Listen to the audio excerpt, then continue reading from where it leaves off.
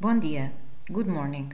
Welcome to the International Experts Meeting, Big Data Enabling Tourism Competitiveness, held under the Portuguese Presidency of the Council of the European Union. This event will be broadcasted live on Turismo de Portugal YouTube channel and will be recorded.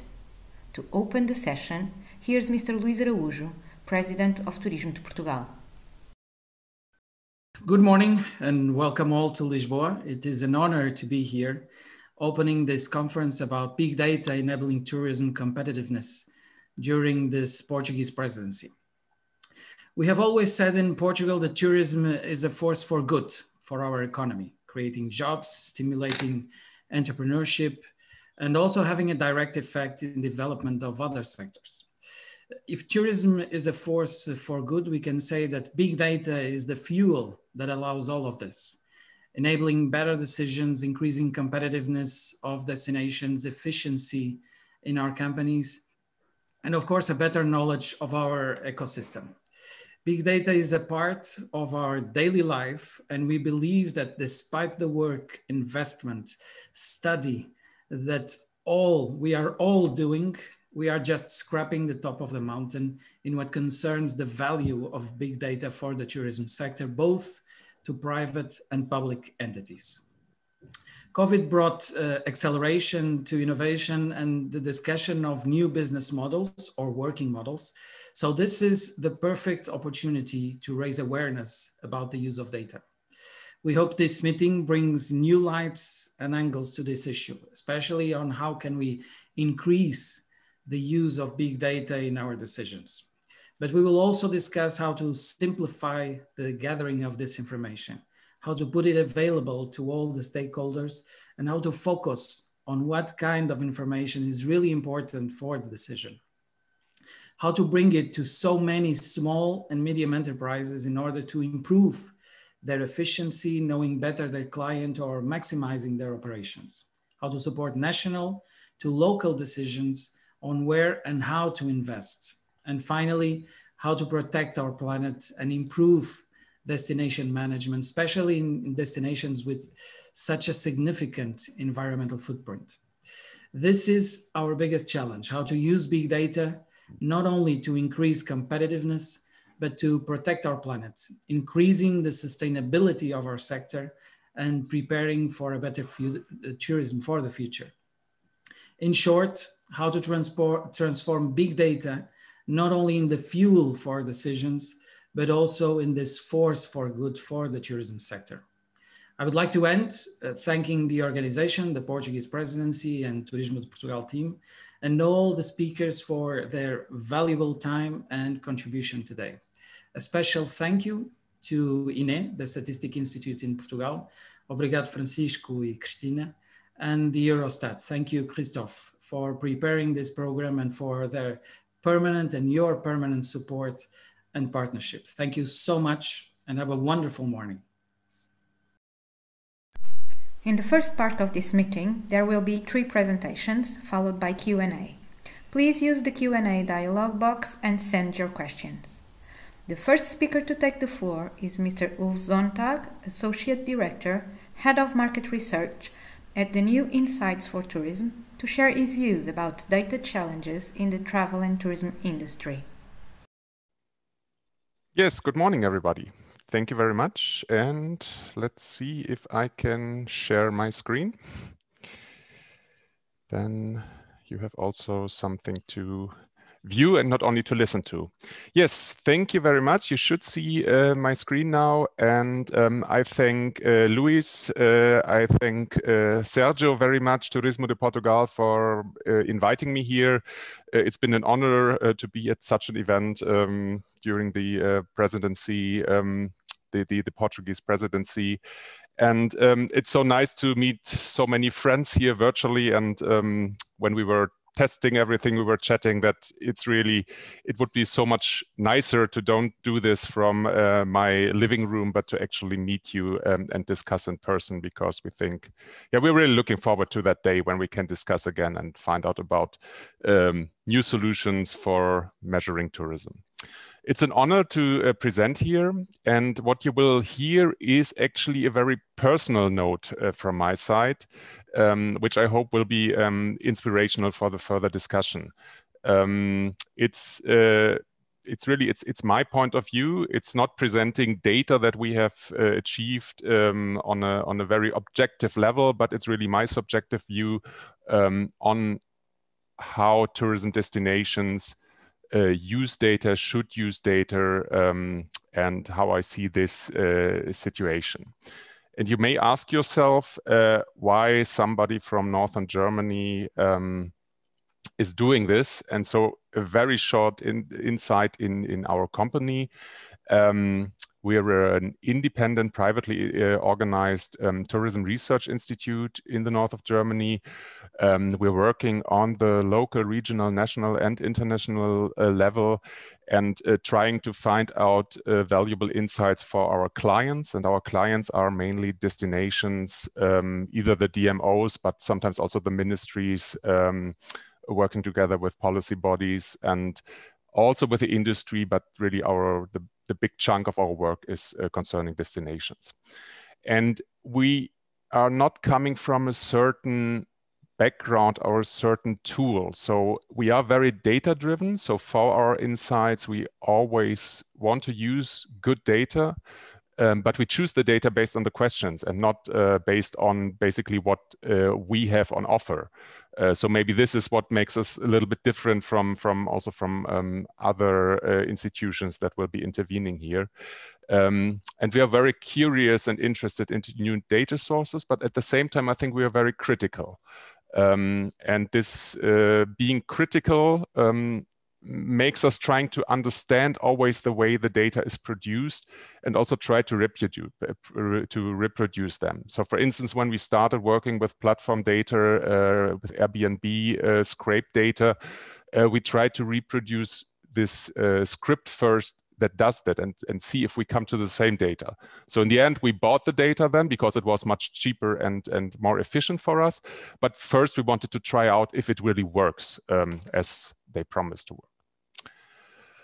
And we are a little bit special in this position that we are using official statistics a lot. So there is hardly any project where we don't use at least the accommodation statistics, but we're also producing data. For instance, one of our big surveys is the Reiseanalyse in Germany, which is survey-based data on the demand of holiday behavior, but also interest and motivations. But we also, what I said, we try to be involved when there is new data around and try to access it, but also test it. So one thing in the past, which makes me also feel how old I'm getting, is this feasibility study for Eurostat, which we did for Christoph's department in 2013 and publishing it in 2014. We were involved in a project, a UNWTO project about the platform data, but we also trying to improve accommodation statistics in our region. We did tests on how to measure the capacities below the thresholds.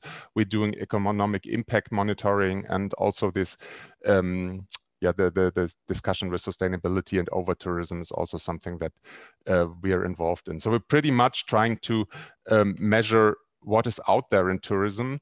And this, what is out there, the tourism world is for sure becoming more complex. And what we have seen with COVID, it's also becoming a lot faster, and we have to adapt on things that comes suddenly over us, and then we need good data to react, or like in the best cases with COVID, it was not possible. The data even enables us to be proactive and not only react. So we have this part of tourism that is covered by the official statistics, so its capacities and the use of the capacities.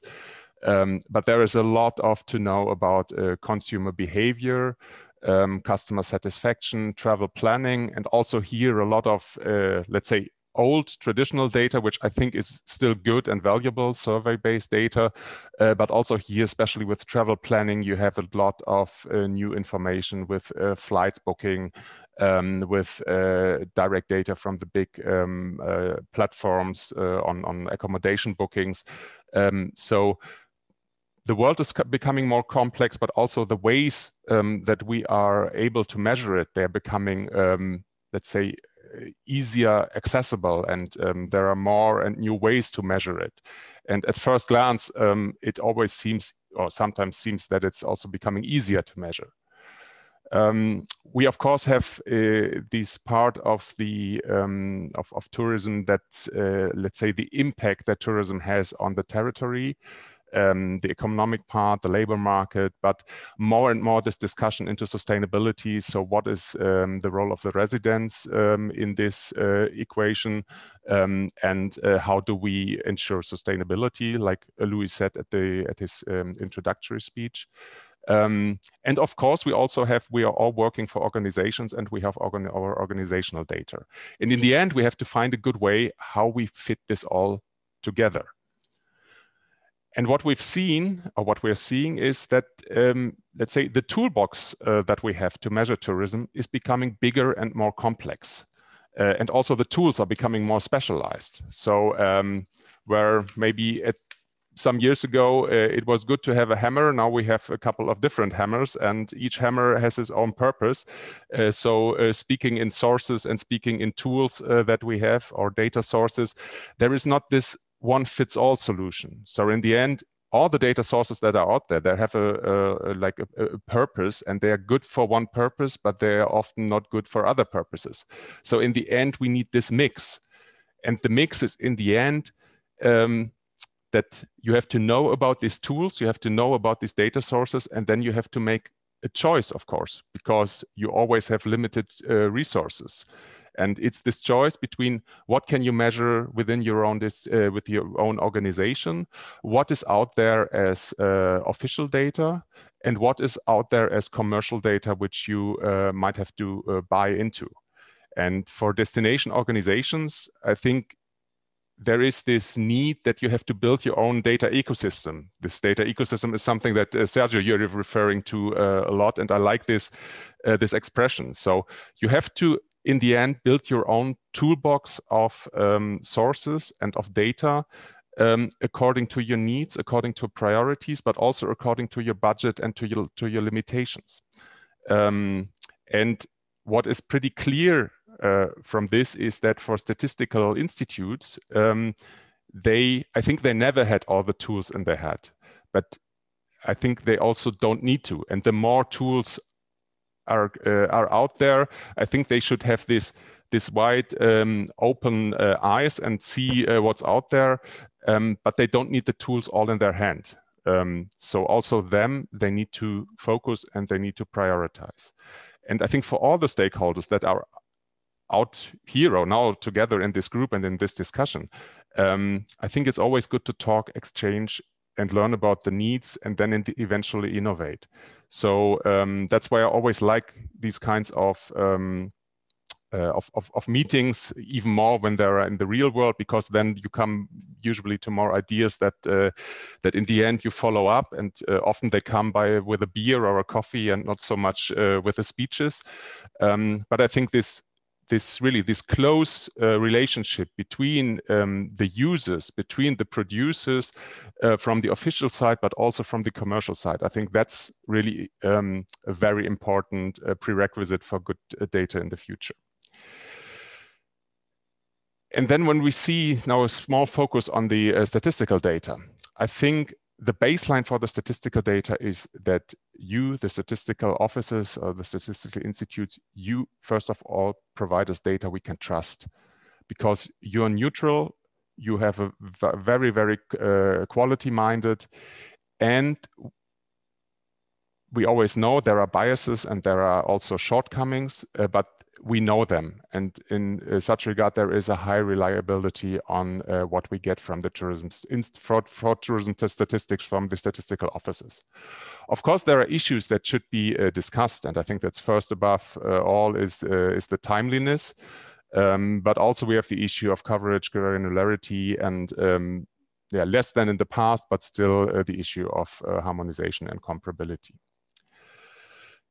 And in the end, I think we always, when we want to draw conclusions, and especially when we want to draw conclusions for the future, we need to combine sources. This is just a short, very short example of how we are using data right now to look for this for the coming summer in our region of Schleswig-Holstein here in Germany.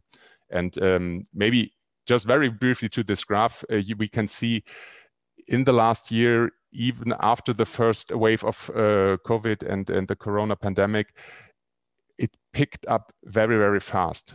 The hotels opened again in mid-May, 15th of May, and even in May, we had already half the volume of overnights of domestic tourists in our region. And then in the summer, August, September, we were even, and October, we were even above the level of the already good years before. And now we're trying to see how does this relate to this summer. And we did demand side surveys where we asked for the prerequisite. Is there enough money, time, and desire to travel in the German population? And we see when we look at the November dates of pre-COVID, 2019, and November 20, that the money in the German population for travel is still there, the time is there, and the desire is only a little lower than in pre-COVID times. So we think as soon as it's allowed again, travel will pick up, and it will pick up first in domestic. So there is no reason that it's not going to be as successful as it was in last year. So to just this taken as an example, there is the strong need that we need to understand what will happen in the future. And if the trend is not clear, and that is what we did very much last March and April, is that we work with scenarios. So you have a good, a medium, and a bad scenario. And I think you can never do this as one source alone, this forecasting and modeling of the future, but you will have to like really according to your needs and according also to discussion that you get out from these conferences, you need to find a way how to build these different data sources together. Some learnings from when we are trying to working with new data and big data, because I think right now for me it's still make use of what's out there, but never forget also what good you already have. With the new data we have found, they are often very inspirational, they are very good, but sometimes at the start, they are more shiny than they appear. So you really have to make them fit into your toolbox, because often it's using data that was produced for a different purpose. And in the end, to make it fit for your purpose is not an easy task. So it might appear easy at the very start when you start working with it, but if it will work really well, it's usually a very, very hard way to make it work well. And with our experience this far, the big data sources that we've used, they are not really suitable to replace data collection for tourism statistics, at least not on the European level, but often they are very well suited to complement. And I think this is also what we should talk about. And when we look at personal conclusions again, as all of this is very personal, when I have some wishes for the accommodation statistics, I would wish for a better granularity so that we can zoom in more on the regional and the local level. Of course, better timeliness, because what we now can do is only what I just did, is we look at the data from last year and then have to apply some other sources and some other insights to learn from this data for the future. What we also should still try for is better coherence between different statistical data sources and better completeness. But I think we should not like turn everything upside down. So I think what a really strong solution or a really strong asset of the accommodation statistics is that the reporting unit is the enterprise. Of course, I think there are maybe digital solutions which are in some countries already in place to make this reporting faster and easier for the enterprises. There are approaches out there for forecasting models which you can use the official data, but maybe also with a combination of other data sources. I think in addition, we should definitely look at the accommodation below 10 beds, and here maybe the platform data could be a good solution. But I think always when we try to innovate, we have to be very, very precise about the definitions that we need. So a booking, for instance, with Airbnb is not the same as an arrival, and a moving mobile device is not a tourist. So we have to definitely discuss these definitions, and in the end, maybe we have to adapt them, but we have to make sure that we're talking about the same things. And we're looking at demand. I think there it's the issue. It's the way it is now, at least on the Eurostat level. I think it's not so very usable. So I think you could make it user-friendly. The timeliness is an issue because here you look at sometimes really old data, especially when you want to do country comparisons.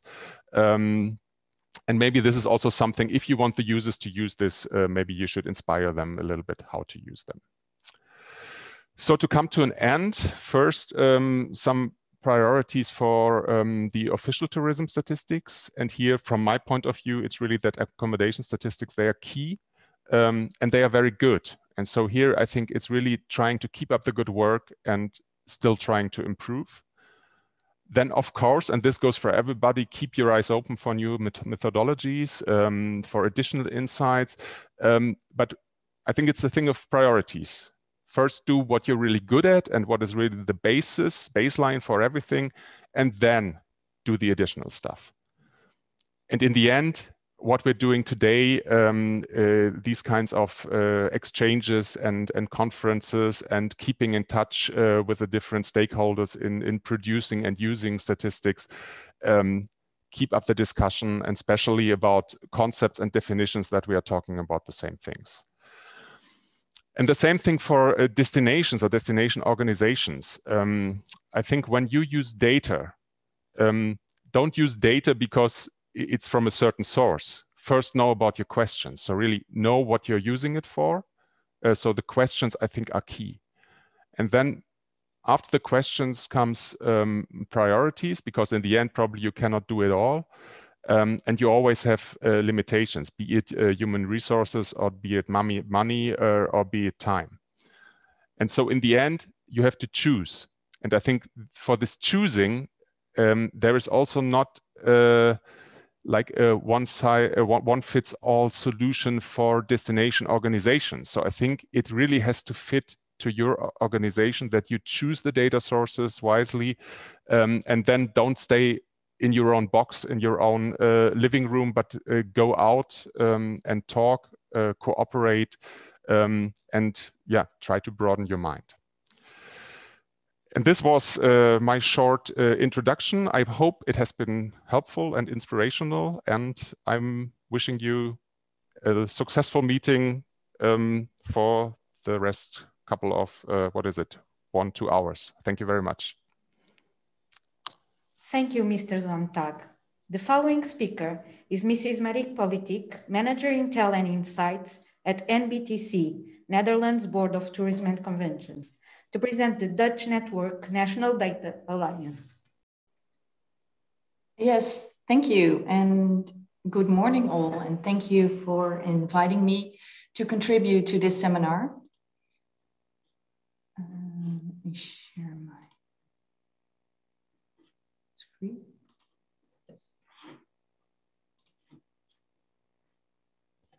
We are here together with several organizations that all contribute from their own role and scope to better data and insights for this great sector. And the fact that there are meetings like this, I believe, shows that there's a need to tune into each other, to get ideas and learn from each other. And when learning from all of the things that he's sharing, this is really recognizable. So the issues we're dealing with in our destination are totally comparable to other destinations within Europe. So it's really good to connect in this way. But to make real strides, I believe we need to go further than that. And we need to work together more in the area of data collection, like you're all doing in the European level as well. Because gathering data is not the aspect that people compete on. It's what you do with the data and how cleverly you deal with the insights, that is. And within the Netherlands, we're making real strides into various collaborations. We're building a solid alliance in the field of data. And I'd like to take you through this with me today. So this is me on the website of MBTC. And I've been working with the Dutch Tourist Board, Netherlands Board of Tourism and Conventions, for nearly 15 years now in different roles. And instead of the website having an overview of all the activities and research that we do, it refers to 3 important collaborations we have in the field of data. And you can see them in the top of the screen. I'm going to dive into the biggest one, which is the National Data Alliance, but I will shortly explain the other 2. So we already noticed that we have to work together within our country more if we want to get the best data for the sector. And from our role and place within the entire sector, we thought it would be good to collaborate more and to arrange these collaborations. So the one on the left, our Data and Development Lab, is a collaboration where we work together with Statistics Netherlands, as well as higher education. So CELT, the Center of Expertise in Leisure, Tourism and Hospitality. And we deal with several pilots and lab-like projects.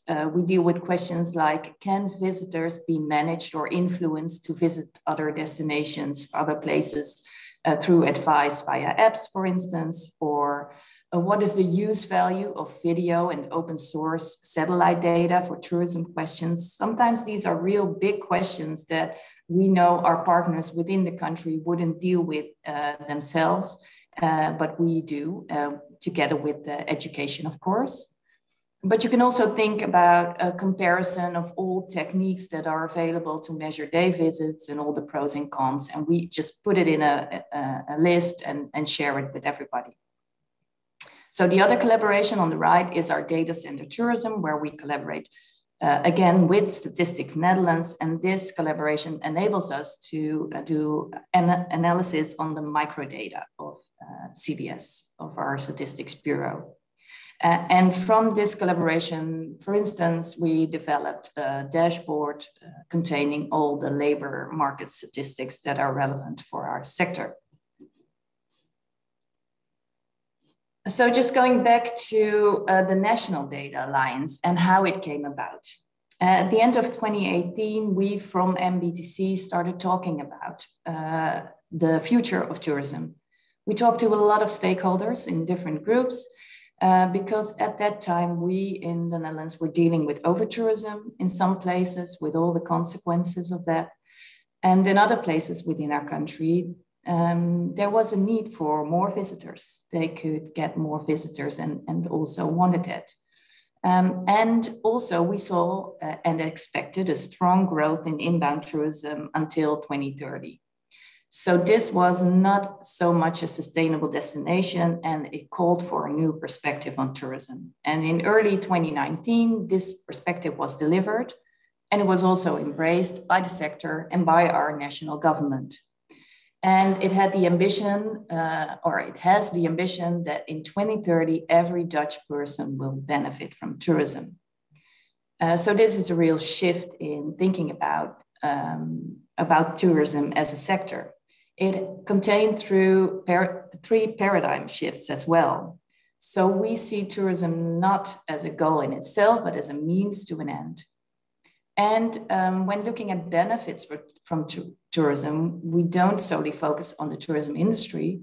We take a look at the shared interests and benefits, also taking account residents, of course. And the last one is the development, from promotion to development and management. And this is something that also links to our organization, where we shifted from being focusing on marketing and promotion to development and management of the destination as well. So in addition, the new vision, which you can find online, and I can share it later on as well, You can see 5 strategic pillars. So we defined where should we work on for our destination. And these are things like we have to make our destination more attractive all the way, like also in the areas that maybe are not that attractive at the moment. But also things like accessibility and sustainability are really important. But for the field of knowledge, there were also 3 preconditions for success, in which one was the fact that we needed more relevant data and insights. And this is something that came about in all the discussions we had on this new vision. Everybody said we should work more data-driven and we should collaborate more in the field of data. And of course, the other preconditions for success are the fact that tourism should be a government priority and there should be additional investment to really make the steps that we need to make. So within this perspective, consideration had already been given as to how this could be shaped, this working together more in an alliance. So what if there would be an alliance in which we all work together towards better data and insights? And this thought process led to the National Data Alliance, or in Dutch, it's called Landelijke Data Alliantie. And in the Netherlands, I guess we love to work together and co-create. Of course, we use the technique of poldering, which is a Dutch word. It's about consensus decision-making, a way we can still cooperate despite some differences that there may be. But of course, you need a steady base to start from, a common goal. And Perspective 2030, our new vision, gave us that goal, that common ground to start from. When you look at how this alliance works, I usually show this picture where we say we have this large table and we all have a seat on the table. Everybody that wants to be part of this network has a seat on the table. And you can see national, regional governments having a seat, as well as DMOs, higher education, CELT, Statistics Netherlands, knowledge centers in the field of tourism, hospitality, and also MBTC as being the Dutch Tourist Board. So we all had a seat on the same table and we built the framework together. But this is still rather technical. So how does it work in practice? And what do? We share knowledge, of course, and we learn from each other. But I also mentioned just now that only sharing knowledge is not enough. If we want to make bigger steps, we have a bigger ambition than that. So we have to come up with a joint work program, select the projects that we're going to deal with, and work on better data. We can set up new studies, agree on definitions and research methods, and this is a real important aspect of the things that we do. So discuss on the right definitions and research methods. And we stimulate the availability of new and better data for the entire sector. Projects can be jointly funded in that way. But also always from the same view that the things we deliver should be shared open, wide for the entire sector, because we use a lot of government money, whether it's national or regional. So we want to share all the insights that we have. It's important to know that we're not a legal entity. So the National Data Alliance is a network. But to get it started, the national government invests in the fact that there is a program office at MBTC. And for my role as a knowledge center for Destination Netherlands, we manage this network. And other network partners also invest a bit, a small yearly fee to get some knowledge sessions going or some publications, some dashboards online. But furthermore, they choose to invest in certain data projects. Just the things that they want to invest in. So there's nobody saying you have to invest in everybody. You can choose the things that you find important and invest in those. And there's a council with representatives from various stakeholders, and together we determine which activities we're going to undertake. And here are a few examples of the activities we do, because there's more in our activity plan. The first one is about having a standard in definitions and methods for tourism and recreation. And this is a project in which we work closely with Statistics Netherlands. So among others, they contribute their knowledge from definitions, also their knowledge in relation to Eurostat. And we want to link up as much as possible with existing definitions, of course.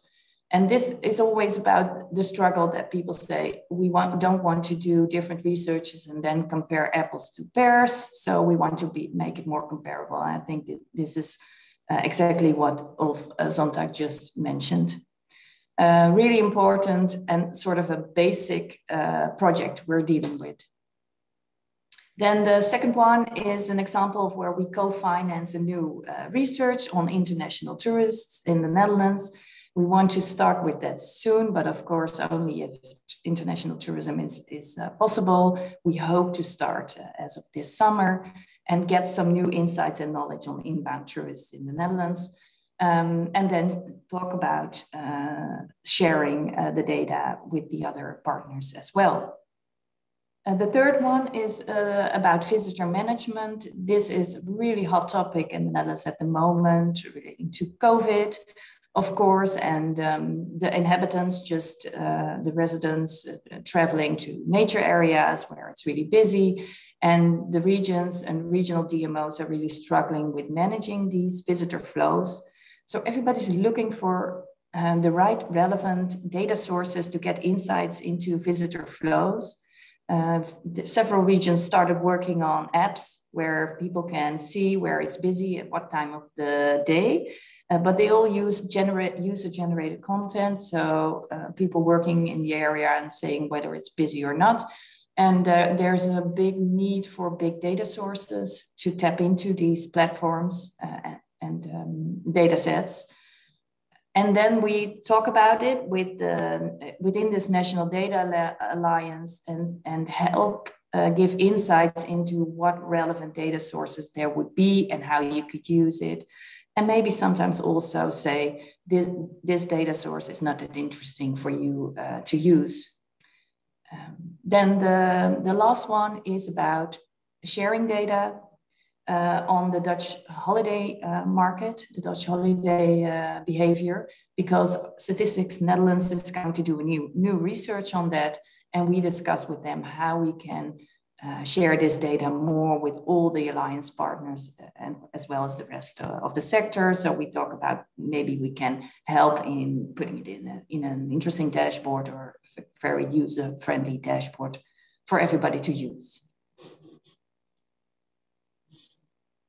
So within this alliance, we also run into a few obstacles or points of improvement, which could ask for collaboration at EU level, which is already taking place, but also learning from Ulf Zondag just now what they're doing in Germany. Then I again realized that we're doing so much in different countries at the same time, and we can learn from each other even more.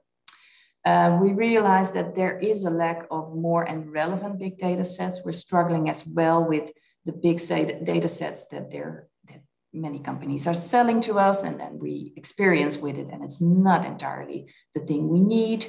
We're struggling in the Netherlands with mobile phone data. That's not that easy to use in our country. Google data, everybody's looking at Google for data, and it's also not giving us the insights that we need.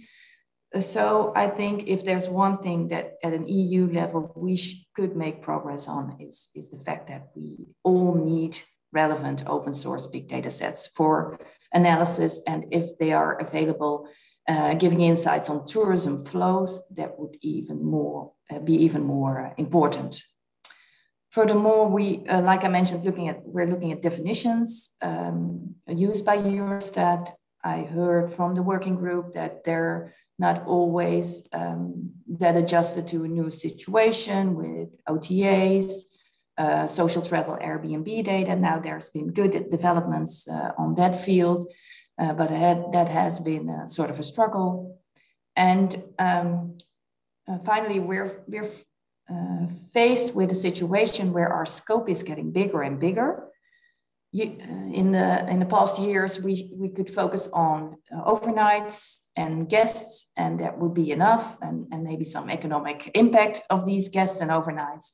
But now there are so much more themes that are interesting, more indicators. Think of day visits, sustainability, and what have you. And well, this is something that more destinations are dealing with at the moment. So this search for KPIs that are relevant now and in the near future, that is something that's well, is still a search that we have to do in connection to other countries, I think, as well, because it's not our own struggle looking for the right KPIs at the moment. This is something that we can really work together on more in an EU level, I believe.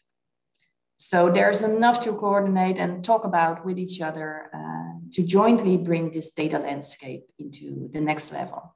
Thank you. Thank you, Mrs. Politik. Let's now hear Mrs. Cristina Neves, Director of Economic Statistics Department at Statistics Portugal, on how Portugal is working towards a tourism integrated information system. Thank you. Good morning, everyone. I would like to start by thanking the organization for this invitation and also for this opportunity to share with you this new project that is being developed by Statistics Portugal, which we call the Tourism Integrated Information System, the SIT. I will start by explaining to you how the system was born, what are its main objectives, how it is being developed by Statistics Portugal, and what are the main expected outcomes for the tourism sector coming from this system. Well, in fact, in 2017, Statistics Portugal, the Bank of Portugal, and Turismo Portugal started a collaboration with the main purpose of developing the tourism statistics in Portugal. In the first year of this collaboration, the three entities made an inventory of all the available data sources on tourism and also identified new data sources with potential to be used in the production of tourism statistics.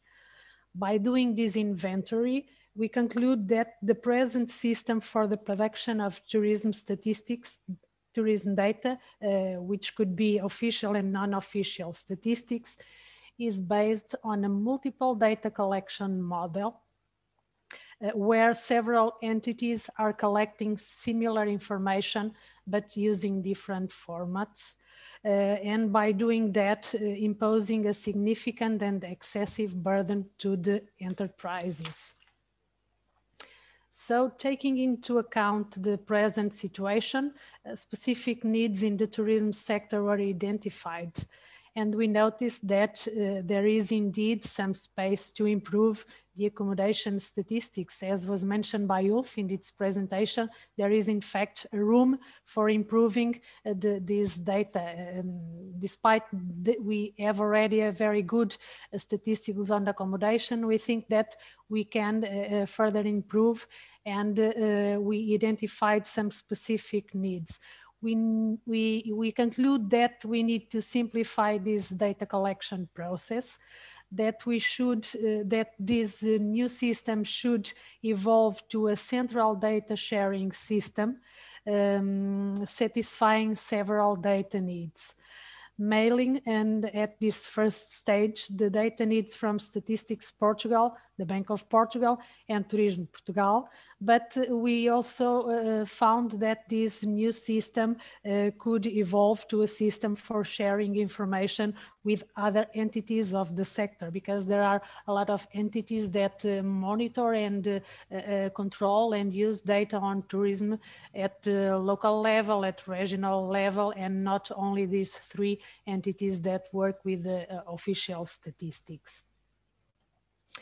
So the main objectives of this integrated system on tourism should be a central data collection system by using or based on automatic data transmission from the enterprises, by promoting the data sharing among the several entities, and thus reducing burden on enterprises. Our intention is also to respond to these new data needs because, as you know, in the current situation of the COVID pandemic, we found additional new data needs. We found that we need faster and more complete data because at the present, we have a monthly data collection system, but we found it will be useful to have more regular data on a daily basis, for instance, and also information on new realities that we should control and observe, such as reservations and cancellations, because in this present situation, it was really interesting and really an important need to have additional information on the reservations and on the cancellations. We also want this integrated system to be a secure way of data sharing by using transparent and reliable data, because our intention is to use data automatically from the IT system of the enterprises. So we found this data more transparent and more reliable. And this is our main objectives for this integrated tourism system. This tourism integrated information system is an IT platform that is being developed by Statistics Portugal, and it will be based on already available information systems, namely the automatic data transmission, which is being used already by some of the tourism entities to send data to Statistics Portugal by an automatic interaction between their own IT systems and the Statistics Portugal IT platforms. We also intend to use the WebInc, which is the Statistics Portugal primary data collection platform, which is a part of this integrated information system developed by Statistics Portugal, which is a modular system easily adapted to new data needs. So it could be easily adapted to include these additional data sources and this additional information that we intend to collect from the enterprises. This should be also a secure data collection system because it will be linked to the own IT systems of the enterprises by assuring a secure data transmission. And the intention of this integrated information system is to promote the data sharing.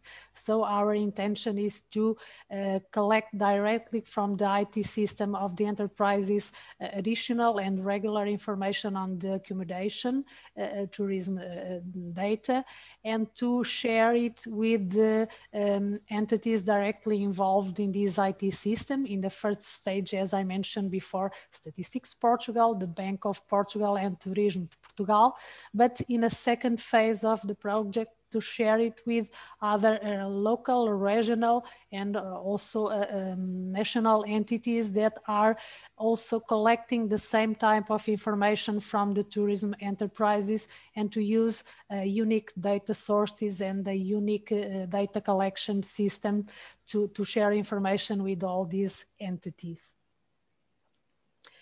So in June 2020, Statistics Portugal presented this project under a specific government program from the Portuguese government to support the digital transformation of the Portuguese public administration. The application was approved in November 2020, and the development of the system started right in that moment. The most important phases and milestones are related with the identification of all the data needs from the three most directly involved entities, Statistics Portugal, the Bank of Portugal and Turismo Portugal, but also the needs from other entities monitoring the tourism activity in Portugal, such as the regional tourism entities, for example. We also identify all these entities requesting data on tourism, And we also made already a stakeholders consultation.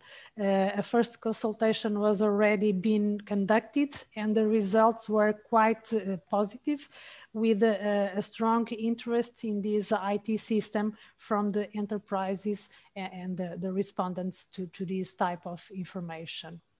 We are now preparing the specifications to do the IT adaptations and to improve and adapt the IT security, and also by changing the legislation, because our intention is to change the legislation in order to put in force this new data collection system.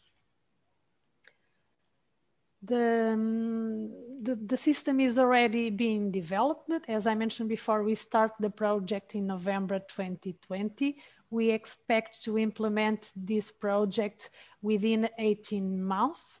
So the project should end by April 2022. The main steps are already being developed. In the first stage, we start to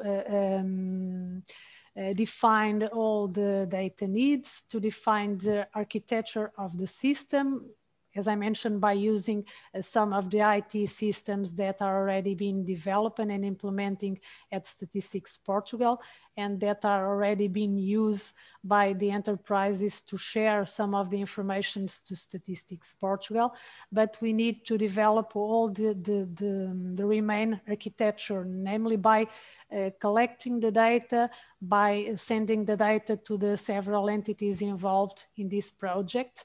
And we also start with a stakeholders consultation. This stakeholders consultation involve not only the main respondents to these statistical needs, but also their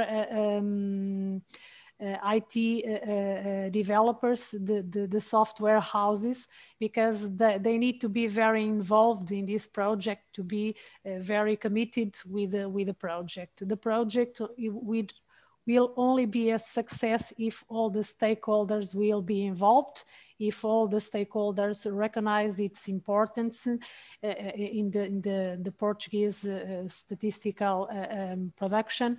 And it will be very important to have all the stakeholders on board. Also, a consultation was made with the main statistical producers in Portugal, the Statistics Portugal, the Bank of Portugal, the Turismo Portugal, but also the other entities that are always asking these respondents to send data. It is most of the times the similar type of data, but using several channels to send the data to these different entities. So this initial step of the project was very crucial to its success.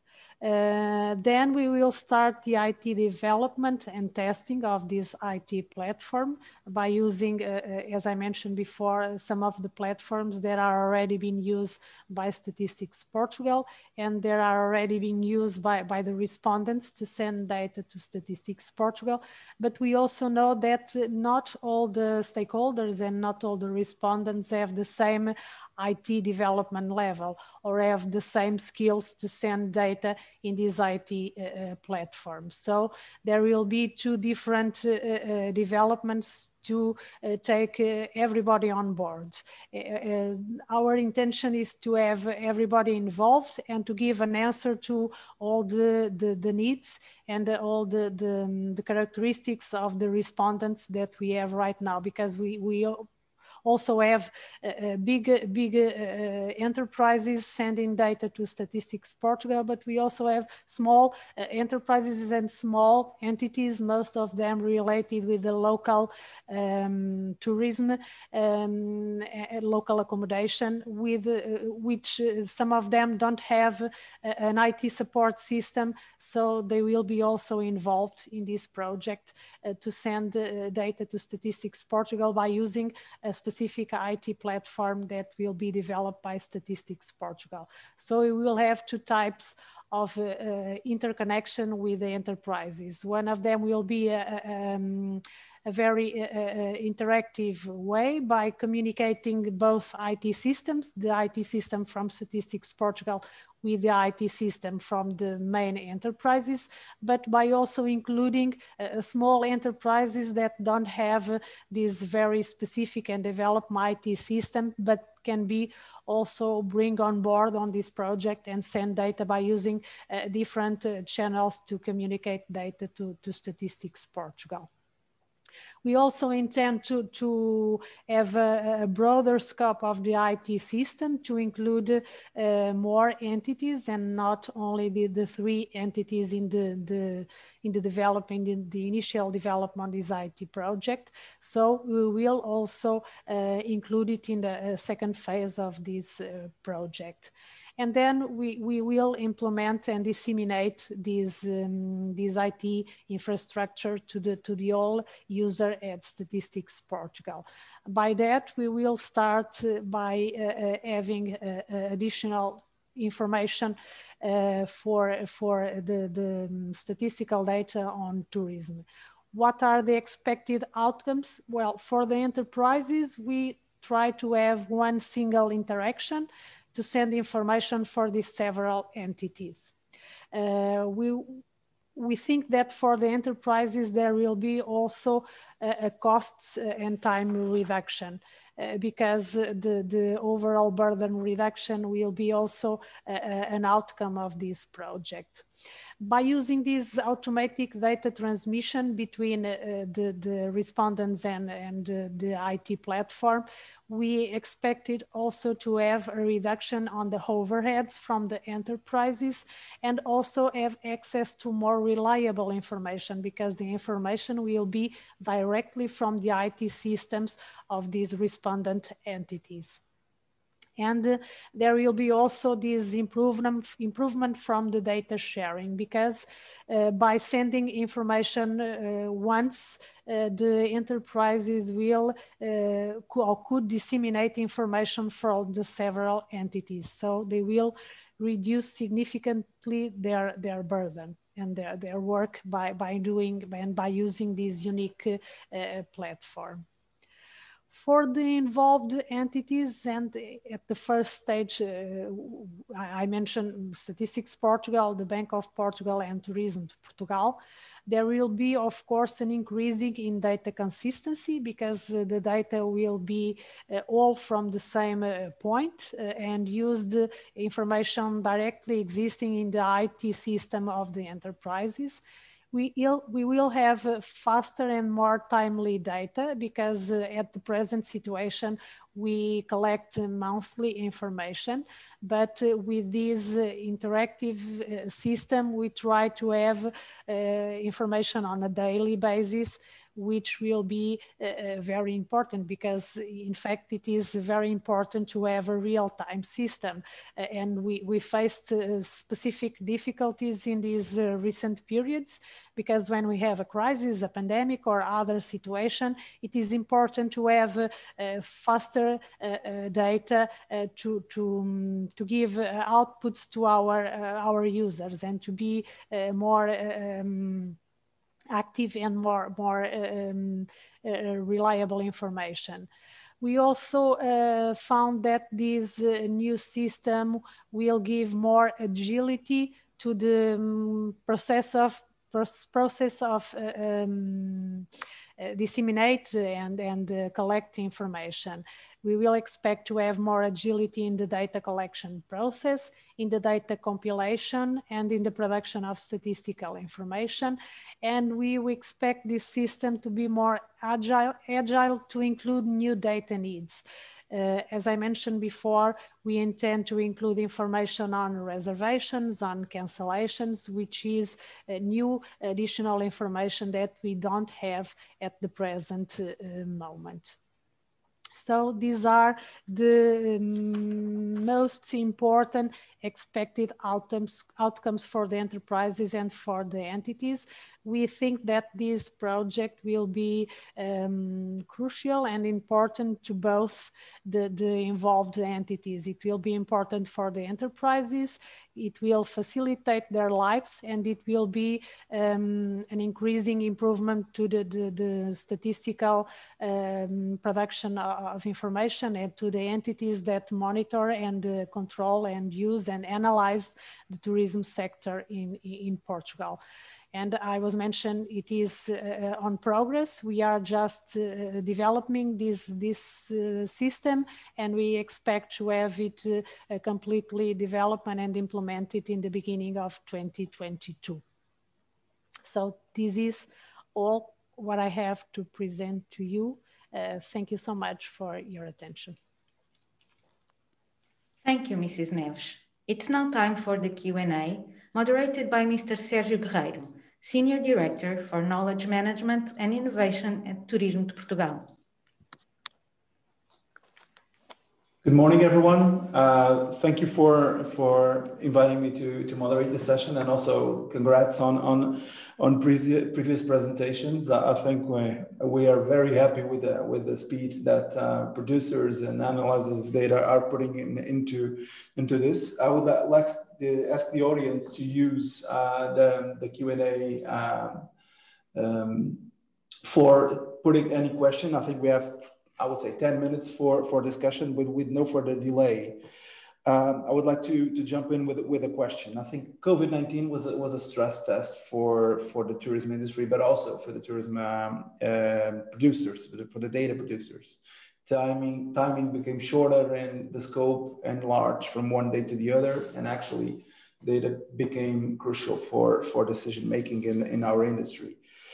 So with COVID-19 context, we see needs increasing, and I've noted here from presentations, reliable, interested data.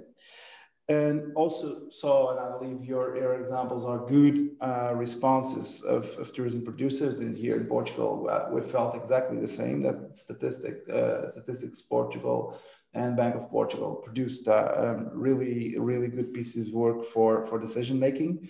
My question to the three speakers is, are we talking about an adaptation because of COVID, or do we need a new framework, and this framework putting together producers and companies together in this process? Are we ready for that change right now? And are companies ready for taking also this challenge, and how can we engage companies within this process? So perhaps I would start with Ulf.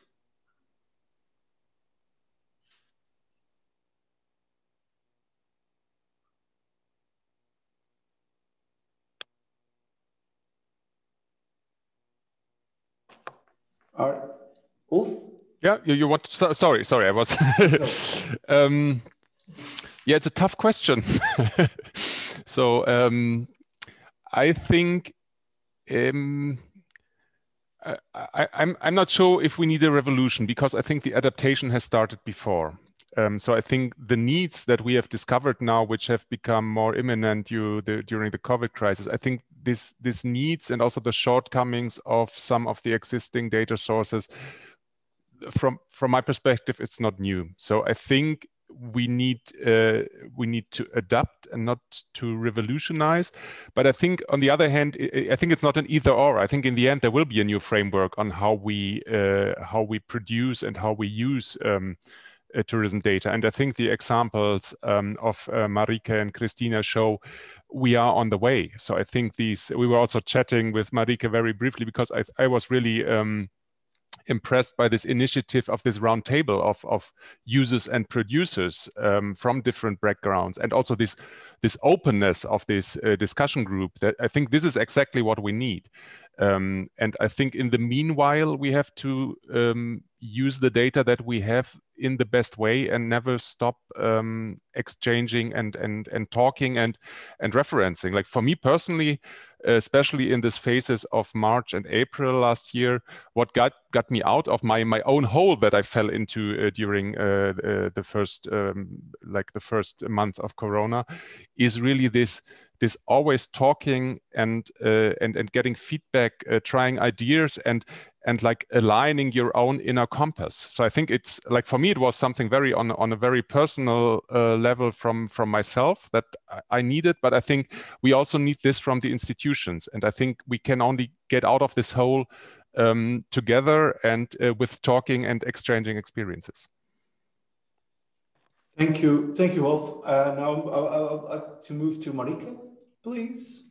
Yeah, for us, or for me personally, of course, COVID is a real big development. It's like a black swan. It's something we didn't expect. For us, many people ask us whether this influenced our perspective on 2030, our new vision on tourism, and no, it didn't. It's sort of something you have to deal with, and maybe it's a development that only brings us more together in a joint effort to come up with the best data and insights that we need. But I try to stress the fact that we need to have attention to the basics and get the basics right, because then in the future, for the next crisis to come along, we can deal with it even better. So for me, it's not something that really changed or adjusted the things we were doing. Of course, we also, like so many countries, added a holiday sentiment monitor to our program. So we did some extra things and tried to get even more real-time data to see what's going on and what to expect. But I also try to stress the fact that this is just something that comes along, and tomorrow it can be something different. So we need to talk about getting the basics right, getting this infrastructure, like we just saw now what is going on in Portugal, getting it right, work together, and then we can, we can wait for the next development to come along, and we are more than ready for it. Thank you very much, Marike. Now I'll move to Christina. Yes, Sergio, thank you. Well, I think we need a new framework with or without the COVID-19 crisis. And we found that there is, in fact, space to improve. And I think that the COVID-19 just speed up the process, because we found out and realized that we can be more agile, and the agility is the key word. And I think it's not a revolution. It was just a way to do things more rapidly than we expected to do that. Thank you. Thank you, Christina. We have a question from our Q&A. What are, in your opinion, I don't know exactly who wants to jump in on this, what are the main regulatory challenges that the EU has to tackle to make available more and better tourism data? I think, Christina, you're one of the spots for this. Yeah, that's why I mentioned in my presentation that the legislation will be very important, and the support to implement this kind of IT system, because enterprises are always looking at this kind of data collection as a burden in position and a burden increase. And I think they should be very aware of the importance of having this information. And of course, at least in Portugal, the legislative procedure always help in the implementation of this kind of data collection systems. Yeah. Thank you, Christina. Ulf or Marike, do you want to jump in, or we move to the next question? Well, I think we have another question in our Q&A from Professor Carl Wilber. Hi, Carl. Good to see you again. Carl says, I can see many national initiatives for data collection and dissemination in tourism in Europe. However, tourism is a global phenomenon.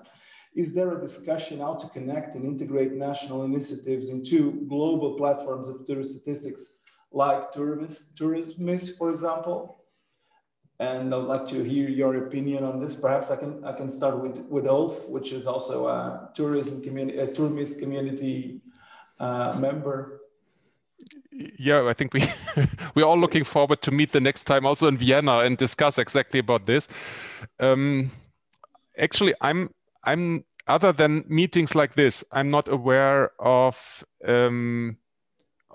like the countries really looking for integrated approaches to combine the data. I think by the different organizations, the EU organizations, ETC, or or others, there are these approaches to do something in several countries. But I think for now, we were all surprised by COVID and had to first do things in our own backyard. And I think maybe now is, I mean, the connection never stopped. So we always discussed. And I think this discussion also like over the borders and with different organizations always has helped and should be. But yeah, I'm not aware of these initiatives, but I would welcome them very much if we could, talk more, cooperate more, learn more from each other, and maybe in the end have even a platform where we integrate the data. Maybe to add on that, within ETC, we talked about sustainable tourism indicators, and we came up with a list of 10 indicators. And there was also a discussion about what the platform would be, where we put them. So of course, we talked about Tourism as the platform to put these indicators in. But what I also noticed is that it sounds really great to have one platform on a European level and to put it all in, but in practice, it is really difficult to. So we started for this sustainable tourism indicators with a big list, and Sergio knows that it just became smaller and smaller, because then if you look at all the countries and what the countries find important, then this really narrows down to a basic number of a few statistics. So it's really struggling and searching for where you can work together. And I guess the holiday sentiment monitor is that we have is sort of an example for it, where I also asked ETC colleagues in other countries, what are you going to do when it comes to monitoring holiday sentiment? Because that's something that is interesting now for everybody. And in the end, ETC started monitoring something, but it didn't connect, or it didn't develop into a monitor that we did together, because there were issues with timing in different countries and focus on different markets. And then it was a struggle. So I think it's a real great thought if we could develop towards something like that, but it will take a lot of discussion. Thank you very much, Marika. I think we have room for one question, for one last question. And it comes from Peter Leimer, a good old friend from Austria. And I think it's one of the key questions of this. How can we deal? And I would ask you for, I would say, 1 minute sharp answer to this. How do we deal with the high expectations from the user side related to big data? Sometimes we look at big data like the solution for everything, but how can we deal with that? I don't know. Christina, I don't know if you want to. Ulf? No, please, Ulf. Very brief. I think be transparent. So and try to build knowledge and put things into perspective. I think this we have to do, because we are the experts, and we have to show the magic of the data, but also where the magic ends. And I think that's our job in the end. Yeah, just to add something to what Ulf mentioned, I think that the big data is not the final solution. It will be, of course, new and additional data sources that should be more explored in the future, and also for the production of statistics and for official statistics. Yeah.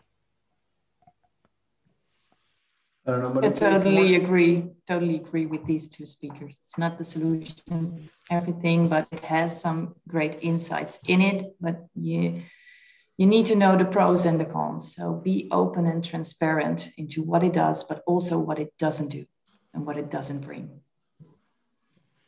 Well, thank you very much. I think we have to end to pass to the next block, but I'll pick on, I would say, 3 points to highlight on this 3 excellent presentations. The first one is the need of collaboration. We cannot do it alone. It's not the role of one. It's the role of working together on all over the people. The second point, this is becoming more complex. We have to go back to the basics. So think about standards, think about information that we can compare and we can discuss. And Marika, you're totally right about the work that we've been doing at ETC, which is actually moving towards that, but it's not an easy topic to go. And the last but not the least one, I believe it's the most important one, we need transparency in the data that we analyze and we make decisions upon it. So it's been a pleasure to be here with you, and thank you very much for your presentations, and I'll hand over to the organizers. Thank you. Thank you for your questions, and thank you to the speakers for the very interesting interventions. We open the floor for the experts' debate on the role of data in the travel and tourism industry. The debate will also be moderated by Mr. Sérgio Guerreiro. Thank you very much. It's my pleasure to be back to this discussion and to moderate, I would say, a panel of great institutions, but also of great friends. And that's one of the great things of our community around the table. I worked within this area for, I would say, 20 years, perhaps. And discussions on tourism statistics used to be bored. Then, thanks to data visualization systems, they became sexy. And now, I think with COVID-19 more than ever, data became crucial for everything. So everyone is needed. And personally, I've felt this very strongly in the last year. So I have the pleasure to introduce you to the panel on big data supporting decision making in the tourism industry. And I have the pleasure to have Sandra Carvão, which is a Chief of Tourism Market Intelligence and Competitiveness at UNWTO. We have Alain Dupeyrat, Head of Regional Development and Tourism Division at the OECD. We have Diego Ciulli, Senior Manager, Public Policy at Google. We have Olivier Ponty, Vice President for Insights at Forward Keys. And we have Oscar Perelli del Almo, Head of Research Department of Exceltur. First of all, it's my pleasure to moderate you, and I think it's good to have a discussion among friends. So the way I organize this discussion, we will have a first round, and I will ask one question to all, the same question to all the speakers, and I would ask you to keep as possible in 4 minutes. And I would like to ask you to present yourselves and to share what's your organization role in data production in the tourism sector, and in some cases also regulation. And how do you see the role of big data in this field? And I would start with Sandra. Good morning, Sergio. Good morning, all. Bom dia. As the speaker said before, it's a pity we can't meet in Lisbon with a nice coffee and pastel de nata, but we'll meet soon, I'm sure. On your question, I think, first of all, the World Tourism Organization is, for those that don't know us, the United Nations Specialized Agency for Tourism. So within that mandate, we're responsible for the collection, publishing, standardization, and improvement of tourism statistics. So a lot of what we were talking before about how do we find standards, how do we compare data, how do we ensure that there is one place where all the data is reported, that's very much UNWTO mandate.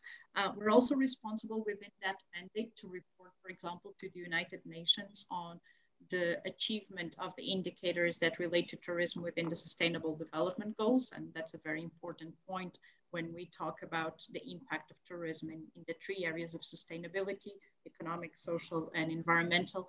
And also within that same scope, we are currently within our statistics department, led by our colleague Erman Epstein, advancing a very important pilot initiative within the UN frame, which aims to measure sustainable tourism. And I invite all of you who are interested in learning more. We have a session coming on the 15th of March. Please join us, because this is really one of the key elements that we need to move forward.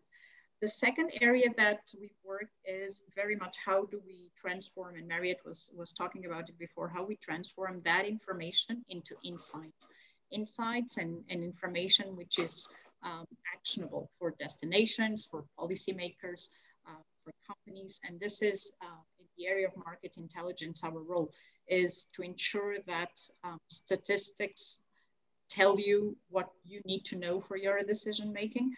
But now that we're talking about how to integrate big data, there's two lines. One obviously is how do we use big data to contrast some of the data that we get from statistics to fine tune if necessary.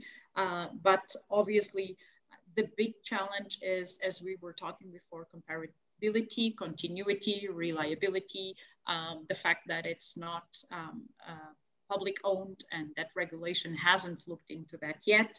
But it is true that big data offers us a complementary information. And I think this is where we need to be able to have the 360 view, where we look at statistics and big data as a complement to understand, for example, things like consumer sentiment or social listening, or other KPIs that might be important for us, but will not come only from statistics.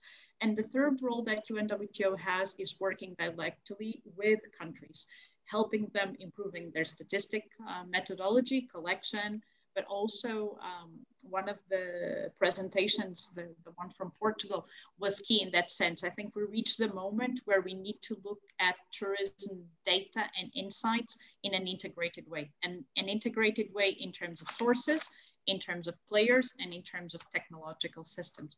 And hopefully, as you said, COVID has accelerated that need for us to collaborate, because we saw each other in a situation where data was critical to understand what was happening, but also the volatility of the changes is so big that we need short-term indicators that somehow guide us through the process. I think one of the key elements here is really, and UNWTO has been doing that in the last months, is to create also visualization, open sources data that people can actually get those insights to, sharing information. I think much is invested often in the process, but then there's not enough sharing, there's not enough communication and outreach. So this is also one of our priorities. And I think probably I've passed my 4 minutes, so I'll leave it there for other colleagues, and happy to come back to the discussion. Thank you very much, Sandra. I would like to pass the floor to Alain Dupérat. Alain, my dear friend. Thank you, Sergio. Good morning to all of you, and was glad to listen to the first panel. I mean, certainly the OECD is active in the field of tourism statistics since 1970, you know. And basically what we are doing is that we are working with member countries and more with a larger number of partner countries to constantly improve, I would say, the quality, the comparability and the granularity of the data, but also the timeliness. This is a kind of a permanent task that we are having, and where we are working with countries. For instance, recently we did quite a bit of work on the balance of payment data. Not only that, we are also, similarly to what the World Tourism Organization is doing, working a lot on dissemination of the data. You know, in particular, as you know, I mean, all OECD data are open data. They can be accessible by all. We are also developing a number of publications and short documents, including data visualization. And of course, this is very important because we are still in an area of tourism where there is sometimes not the same, you know, habit of working with the data as we have in other policy areas. OECD is multidisciplinary, so very important for us also is not to look at tourism in isolation, but to link tourism data with other important economic data. And for instance, just to mention one, we did quite a bit of work on tourism trade in services, linking tourism with trade data, and this has produced completely new area of data, which brings me to an important role that we have, which is about constantly also improving our data measurement, you know, looking at new areas of development. Here we can think about digital transition, green transition, but also about the need to be more to develop longer term planning, you know, to do some foresight scenario planning. So we are very active there. And just on the big data, just to respond to your question, yes, we absolutely agree, within the OECD that there is a big role for big data, to complement traditional or conventional travel and tourism survey to better understand and forecast travel demand, how many trips to which destination, what is the combination of transport mode.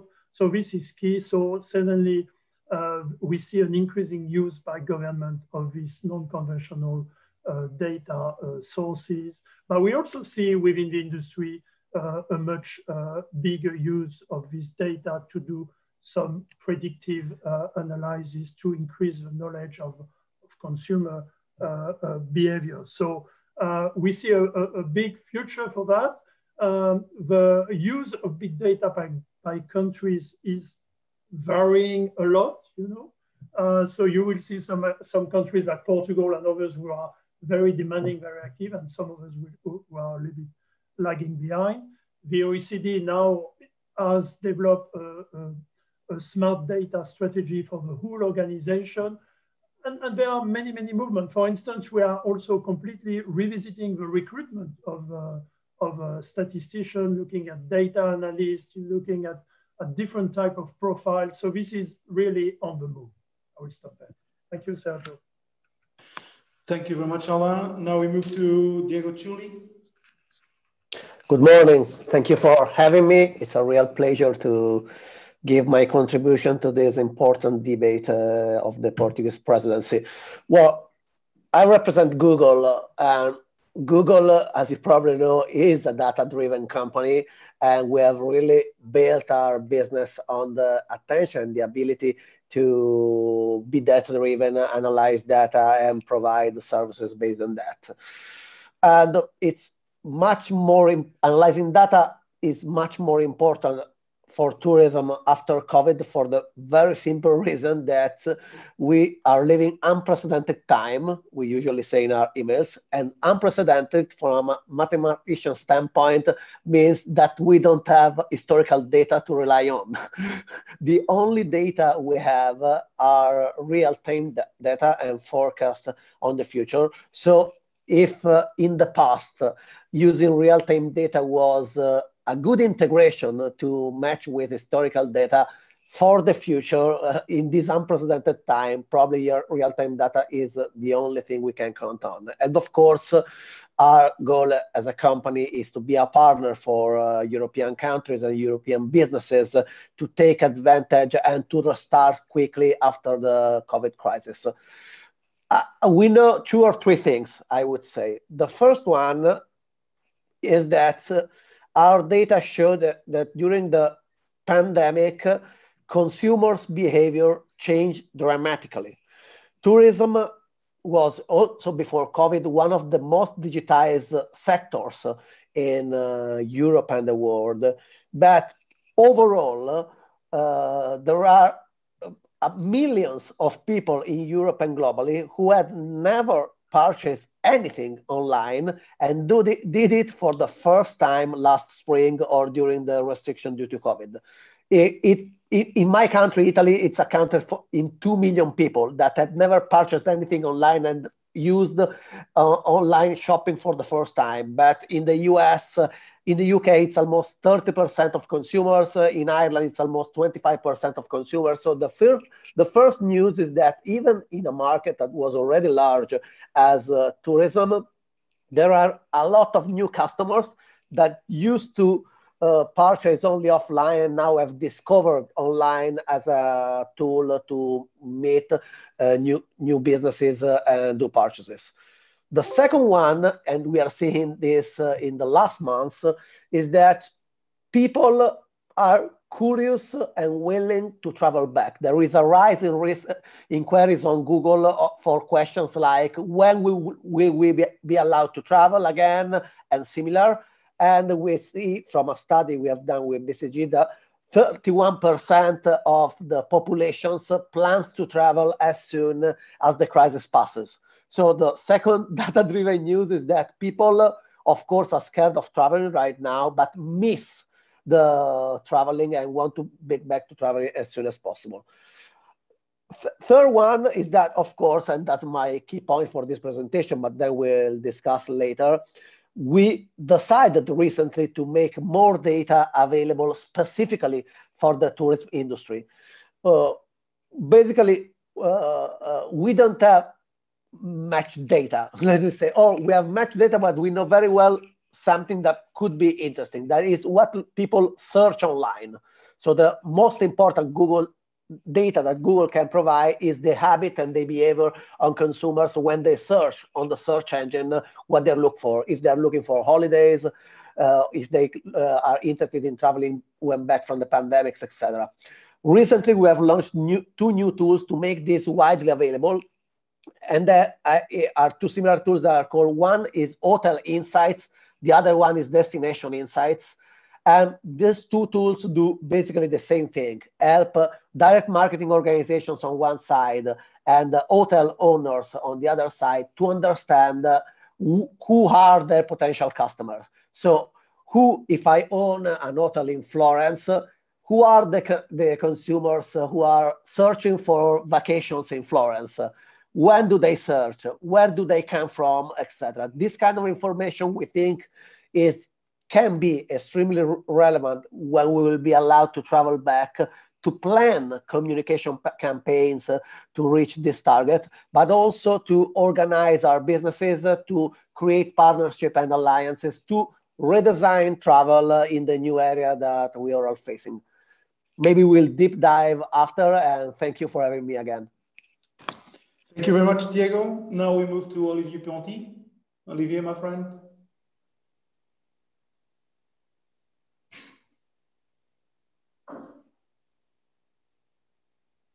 I don't know. I guess I'm seeing you, Olivier, but we cannot hear you, Olivier.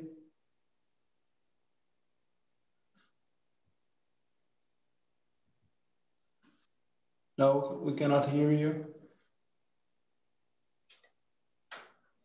Technology is always a stress test. Used to be simple. We cannot hear you, Olivier. Perhaps I can move to Oscar Perelli, and then we'll go back to you again. Oscar. Okay, good morning, everyone. Thank you, Sergio, for giving me the opportunity to be today here with some friends in order to know Excel2's thoughts about this important issue, which is the use of big data in tourism. I would say, well, Excel2 is a private association composed by 32 of the hugest Spanish tourist companies. From the beginning, in the last 20 years, we have been working with information because we think that it's crucial in order to improve the making decision process. And we have played a role like a link between the data producers and the different stakeholders, because we are not at all data producers, we are more analysts. And I want to underline something Sandra has mentioned, that the industry as a whole need more insights than data, because the majority of cases, they don't have the skills to work with that data. And it is important for institutions like us try to provide those insights working with data. And we have, I don't like to talk about big data at all, because I think that the most important thing is just to know what information we need. And the insights can come from the traditional surveys or new sources, but it doesn't matter.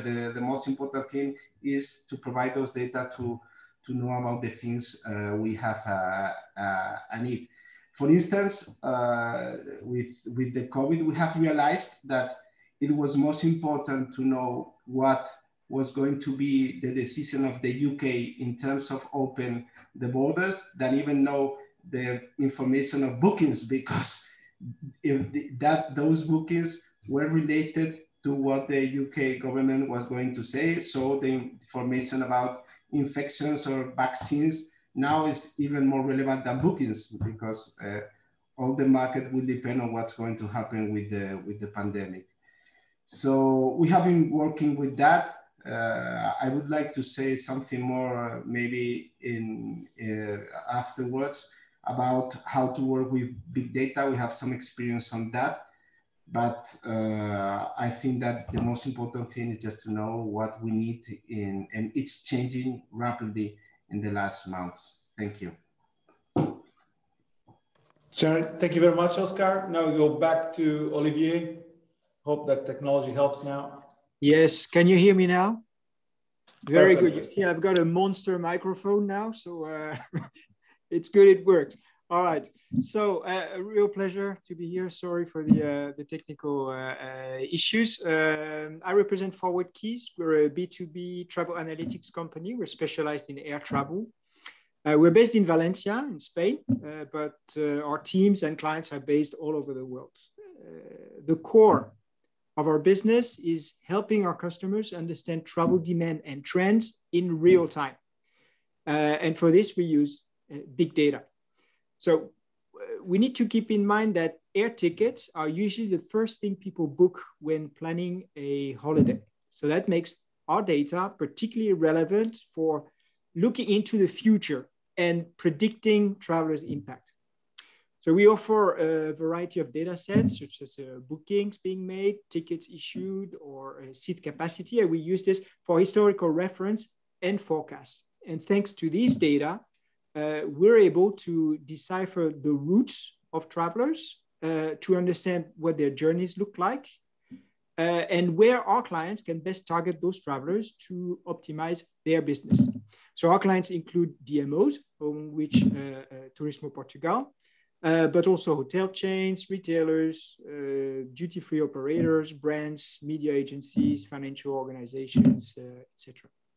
So typically, a DMO would use our services to optimize marketing planning, benchmark its performances against competitors, respond to crisis, or improve its connectivity. The data is accessible via our own BI platform called Forward Keys Nexus via an API. And it's very telling that increasingly DMOs develop their own business intelligence system and get access to external data such as ours via API or a data lake. We've developed one which is available via Amazon Web Services. What makes Forward Keys special is the richness of the data, as we have access to both direct and indirect sales of air tickets, but also our understanding of the sector, as we've been in business for 11 years. And that has helped us truly understand the needs of the clients. And that's, to answer your question, Sergio, I think it's very telling that in the 11 years that we've been in business, we've really seen a shift with an increasing number of destinations developing their own BI and making use of big data. And if anything, COVID has been a real accelerator for this. We've seen many destinations deciding to invest in data, invest in knowledge to try and better understand the situation they're in and figure out solutions to rebound. Thank you very much, Olivier. Now I have a specific question to Sandra. COVID-19 showed like never before the relevance of data for supporting decisions both at public and private sectors. UNWTO launched several tools for monitoring tourism flows using precisely, most of all, big data sources. Do you have feedback from users on the usefulness of these tools? What are the next steps? Are these sources an alternative to official statistics? Sandra. Thank you, Sergio. The acceleration, as everyone has mentioned, has really come from COVID. This was the project of the UNWTO dashboards as a one-stop shop for tourism data and insights was something that was already an objective that we had. COVID has actually accelerated that need, but also accelerated the willingness and the openness for collaboration, which also made this efforts possible. So currently, UNWTO is working with different data partners. Forward Keys here is one of them, and Olivier is one of our close partners in this effort to actually provide one place where you have different indicators and you can benchmark them in time. We're now monitoring since the beginning of 2020, and in some of the cases of the indicators, we already have them until February 2021. At the same time, we provide comparison between different indicators. So for example, we have data on air capacity and domestic and international. We have air bookings from Forward Keys. We have data on short-term rentals, on bookings in hotels, but also searches. We're now trying to integrate other data partners. We have social media sentiment. So the challenge when COVID emerged and we started to see a lot of surveys and insights coming out is with every news, you would have a feeling of, okay, we're going right, we're going left, we're going down. So I thought, okay, can we have really a place where people have that information consolidated and that they can compare between regions, they can compare in time. So that was the objective. As it was also mentioned by Oscar, the pertinence of other type of information. So the dashboard now integrates information on travel restrictions because naturally they're one of the most important obstacles today to the restart of our sector. Also on COVID cases and health related indicators so that we can actually monitor their information as well. And at the same time, we have another area where countries and everyone can access the measures that national governments have implemented to support the sector. So I think it created the need to consolidate information and compare. And I think this is the big value of the collaboration with different partners as well. And the big value of making this information openly available. I'd like to mention one point that came out in the previous discussions and as well in the presentations, which is often we don't look at other data beyond what is expected. And I think this crisis was also a call for us to be more creative in the way that we develop the impact of tourism assessment and crossing with other data that sometimes we might not, health data, for example, was obviously something that we wouldn't be looking into until the crisis hit. So maybe this is something now to integrate in our future planning. And if you look at the World Economic Forum Competitiveness Index, for example, that's one of the elements. So as tourism destinations and tourism boards, it's also an opportunity to look into other ways of looking into the information that we need and can impact on source markets, on consumer behavior, and in our competitiveness overall. Thank you, Sandra. I think the enlargement of the scope of the data that we collect as destinations actually is a critical thing for even for policy. So I'll like now to move to Alain and to say, well, COVID-19 was actually a stress test for the relevance of data for supporting, for the stress test to the statistics system. In recent years, we've had several discussions on improving tourism statistics and using data sources to reduce timeliness, to increase granularity. But this is typically a very slow development area, sometimes very slow. Do you think with COVID-19 can be an accelerator also for the decision-making process within this field? And how those OECD see the coexistence between traditional data and all these new data sources? Thank you, Sergio, for the question. I mean, certainly the COVID-19 crisis has highlighted, the shortcomings in the availability of timely, comparable data to support policy, but also business decision-making in such quickly evolving situation. This is very clear. So this is all the issue about timeliness, about granularity, but also about the coverage of our data. And here, as it has been said on several occasions this morning, I think what we can say is that the COVID-19 crisis is accelerating these changes and is pushing for the development of new more flexible, agile models for tourism data. And in this context, I think that we, governments, we, international organizations, but also together with our colleagues from the industry, we need to cooperate more, as you were saying this morning, to build this new statistical data system. Big data can complement, but they cannot replace, the traditional data. I was interested to look recently at something which has been done internally within the OECD by the International Transport Forum and the conclusion of the roundtable on big data and how they can support evolution. I think there are a number of things that we can do because we need to be much more proactive and move with this. One is to better specify the purpose of data sharing. The data needs to be quite relevant. We need to minimize the information we need. So we need to be much clearer on that. As it has been said, we need to develop guidelines. We need to develop standards for the use of big data. This is about data, technical specification, for instance, for big data processing. But this is also taking into account privacy protection issues.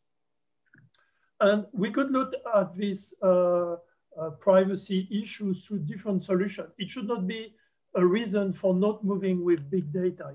So here we are exploring many different solutions like aggregation, pseudonymization, encryption, but also the use of third parties. So we need to look at what solutions are available to better protect the privacy of the data. At the same time, I think we have to define roadmaps for traditional survey data in order to maintain and improve the quality of travel survey and acknowledge, for instance, the potential for data fusion with other sources. So we also need to work on traditional data to see how to make them better and link with new data sources. And I will finish with that. I think we also need to invest in the training of the public sector workforce. As I said, we need to recruit specialists and we need to train existing people working on the use of big data. And this is touching with the governance of the data, with a privacy issue, or with a technical dimension. So I agree, it's not moving as fast as we would like it to be, but I see a big move now, in the past, 2 to 3 years. And I think now everybody is on the move, including, of course, the national statistical offices, are also international organizations. And we are more and more developing important cooperation with different data partners like Google and many others. Thank you very much, Alain. Now we move to Diego. Diego, Google is a partner of the industry. It helps tourists to find destinations. It helps destinations to find tourists and actually connects the industry with the travel demand. This means that Google is also a very special intelligence partner for the industry in an increasing complex system. And the question I wanted to put on you, it's a little bit on availability and how can we help as an industry, SMEs to access big data, better use that data, and to understand it, how to transform that data into value. I think it's a, I would say, critical question because 98% of our companies are SMEs and they don't have data scientists. So I believe it will be fantastic to hear from Google, how can we foster SMEs use on that? Yes, it's a fantastic question. So to use big data, you need basically two different things, data and the ability to use them. There is such a lot of focus on making the data open. That's super important, but it's even more important probably to make sure that potential beneficiaries of those data can actually use them and leverage them. So On the first part on making data available, I already said something. We have launched this new tool for hotel insights, for the destination insights, and our approach is very open. We try to make as much data available as possible to the industry, and in particular, again, data on consumer behavior and about how people search online on Google. There is another kind of data that is widely available, in particular for SMBs, that is not used enough. If you search, well, if you think about the travel industry, it's a very big industry, but when you go locally, it's also composed by restaurants, bars, small museums, and all the local shops and activities that rely on the flux of travelers.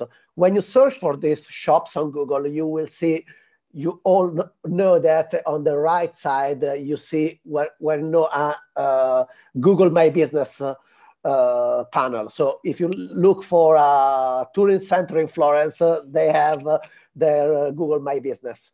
But it's less known that the company can own that page, so can ask Google to be the owner of that page and access all the data related to that page. So knowing in real time, for example, who are the people around in town looking to visit that, who what they search for, or what is the time in the day, on the day in the week in which more users are keen to find this information to visit the business. So we provide macro data on when and how people want to travel, and then micro data related to the small business. All of this at no cost at all, and as an open tool that we offer to our partners. But then, and I want to spend my last 2 minutes on this, skills is even more important. And this is something we should do together, literally together. Recently, we have launched in Africa accelerator with the UNWTO, just to provide the skills to all the tourism industry. And this is definitely something we want to scale as soon as possible, and maybe also to organize something in Europe sometime soon, because really we and you know about these opportunities, but the average SMB doesn't know it. And locally, we try to partner as much as possible with local organizations, with trade bodies, with direct marketing organization, or even to launch free online courses. We have in our Grow with Google initiative some pillars of online courses specifically dedicated to using data for SMBs. And we are launching, and I give you a little anticipation, later this week, a new series of courses for SMBs specifically on data analytics, on data analytics, because the challenging time we are facing are also a good chance to reskill people. So we are all blocked, cannot travel, cannot go out. It's a good idea to invest this time to upskill ourselves. And I think it's our responsibility to partner with other institutions and organizations to make reskilling opportunities widely available for everyone. Thank you very much, Diego. Now we move to Olivier Ponty. Olivier, in this era of almost zero tourists, airline data has become one of the most reliable forecast indicators that we have to access today. The possibility of getting, and I think that's the dream of everyone, almost real-time data in the short term can be a game changer in terms of competition between destinations.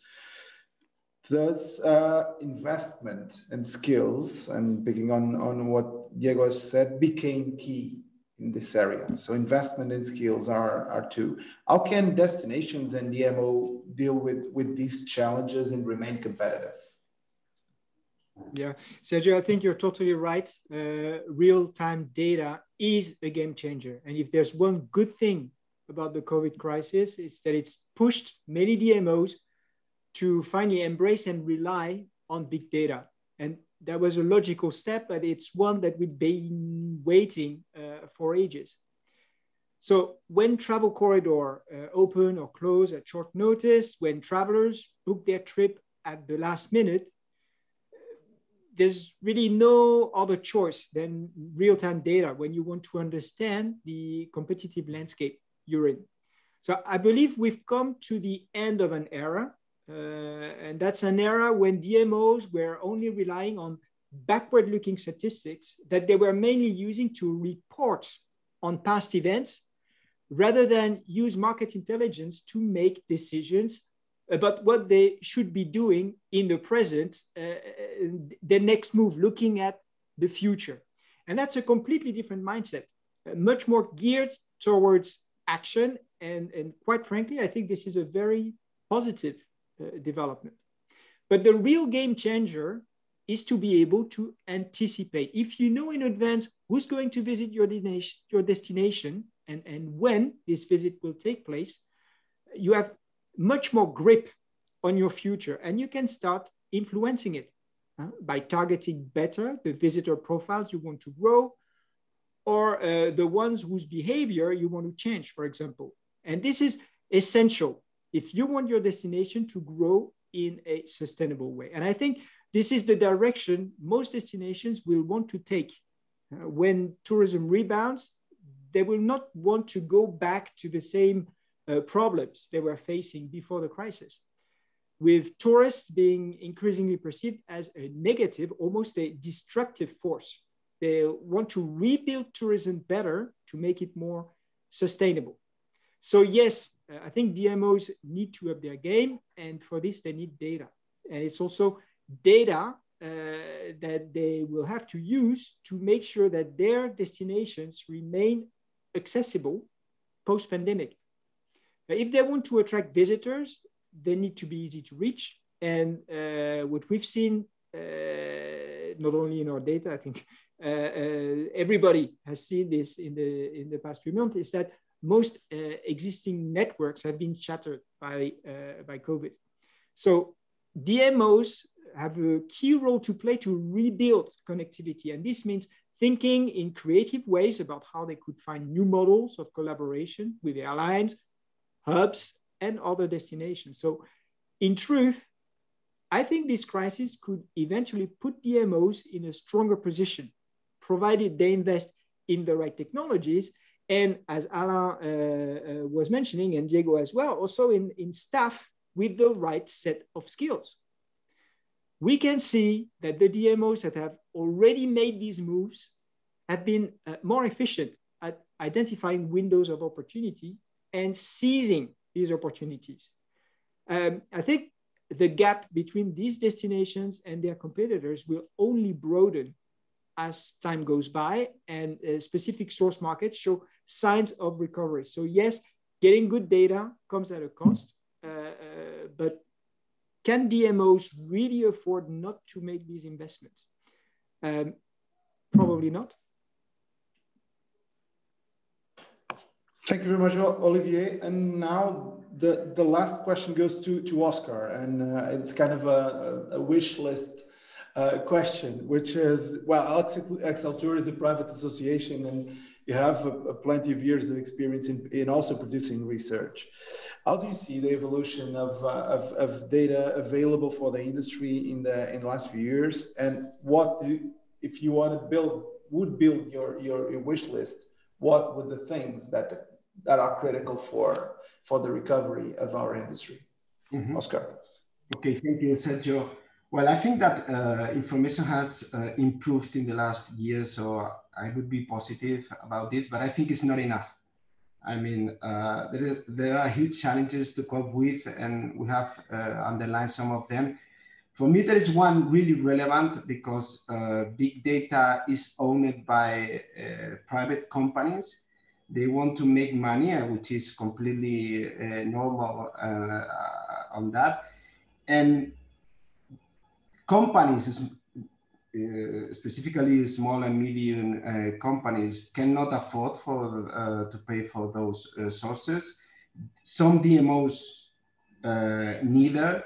So there are a really important role to play by institutions like Eurostat, OECD, UNWTO, or even governments to attract those companies in order to provide the data, because sometimes in order to have one insight in a specific field, you need to combine different sources coming from different companies or even from different institutions, including public ones. And that is really difficult to do. So from our perspective, the only way to do it is just to move from the typical institution, the statistical institution, to really an intelligent agency. I mean, trying to integrate private companies and public institutions working with data at a national scale first, and it would be a dream to get it in an international scale.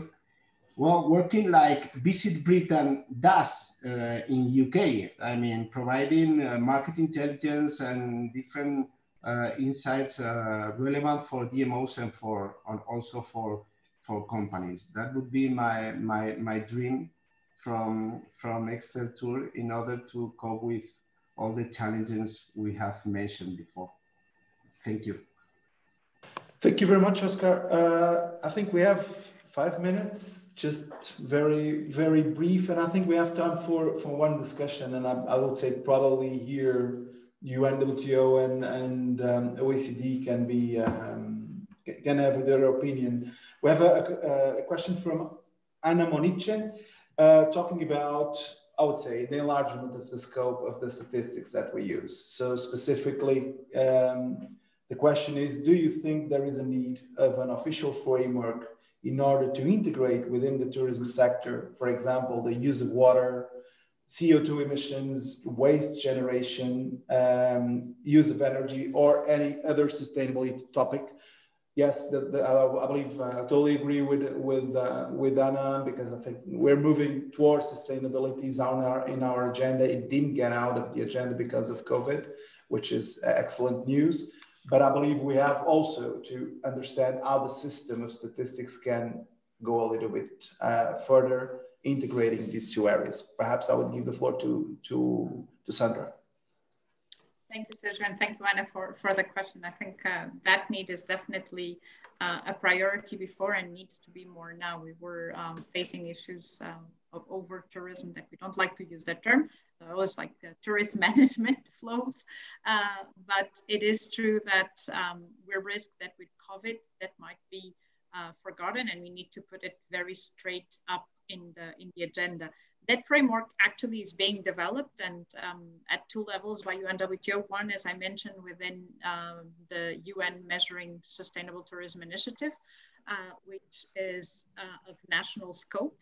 And there's already countries piloting some of the indicators that you mentioned, for example, emissions, water use, waste management, and such as Italy or Canada or many others have piloted that. And I think we will learn a lot from what has been implemented in these countries moving forward. But the objective is, as we mentioned in the beginning, we need a common framework that allows us not only to compare countries, but more importantly, to compare with other sectors.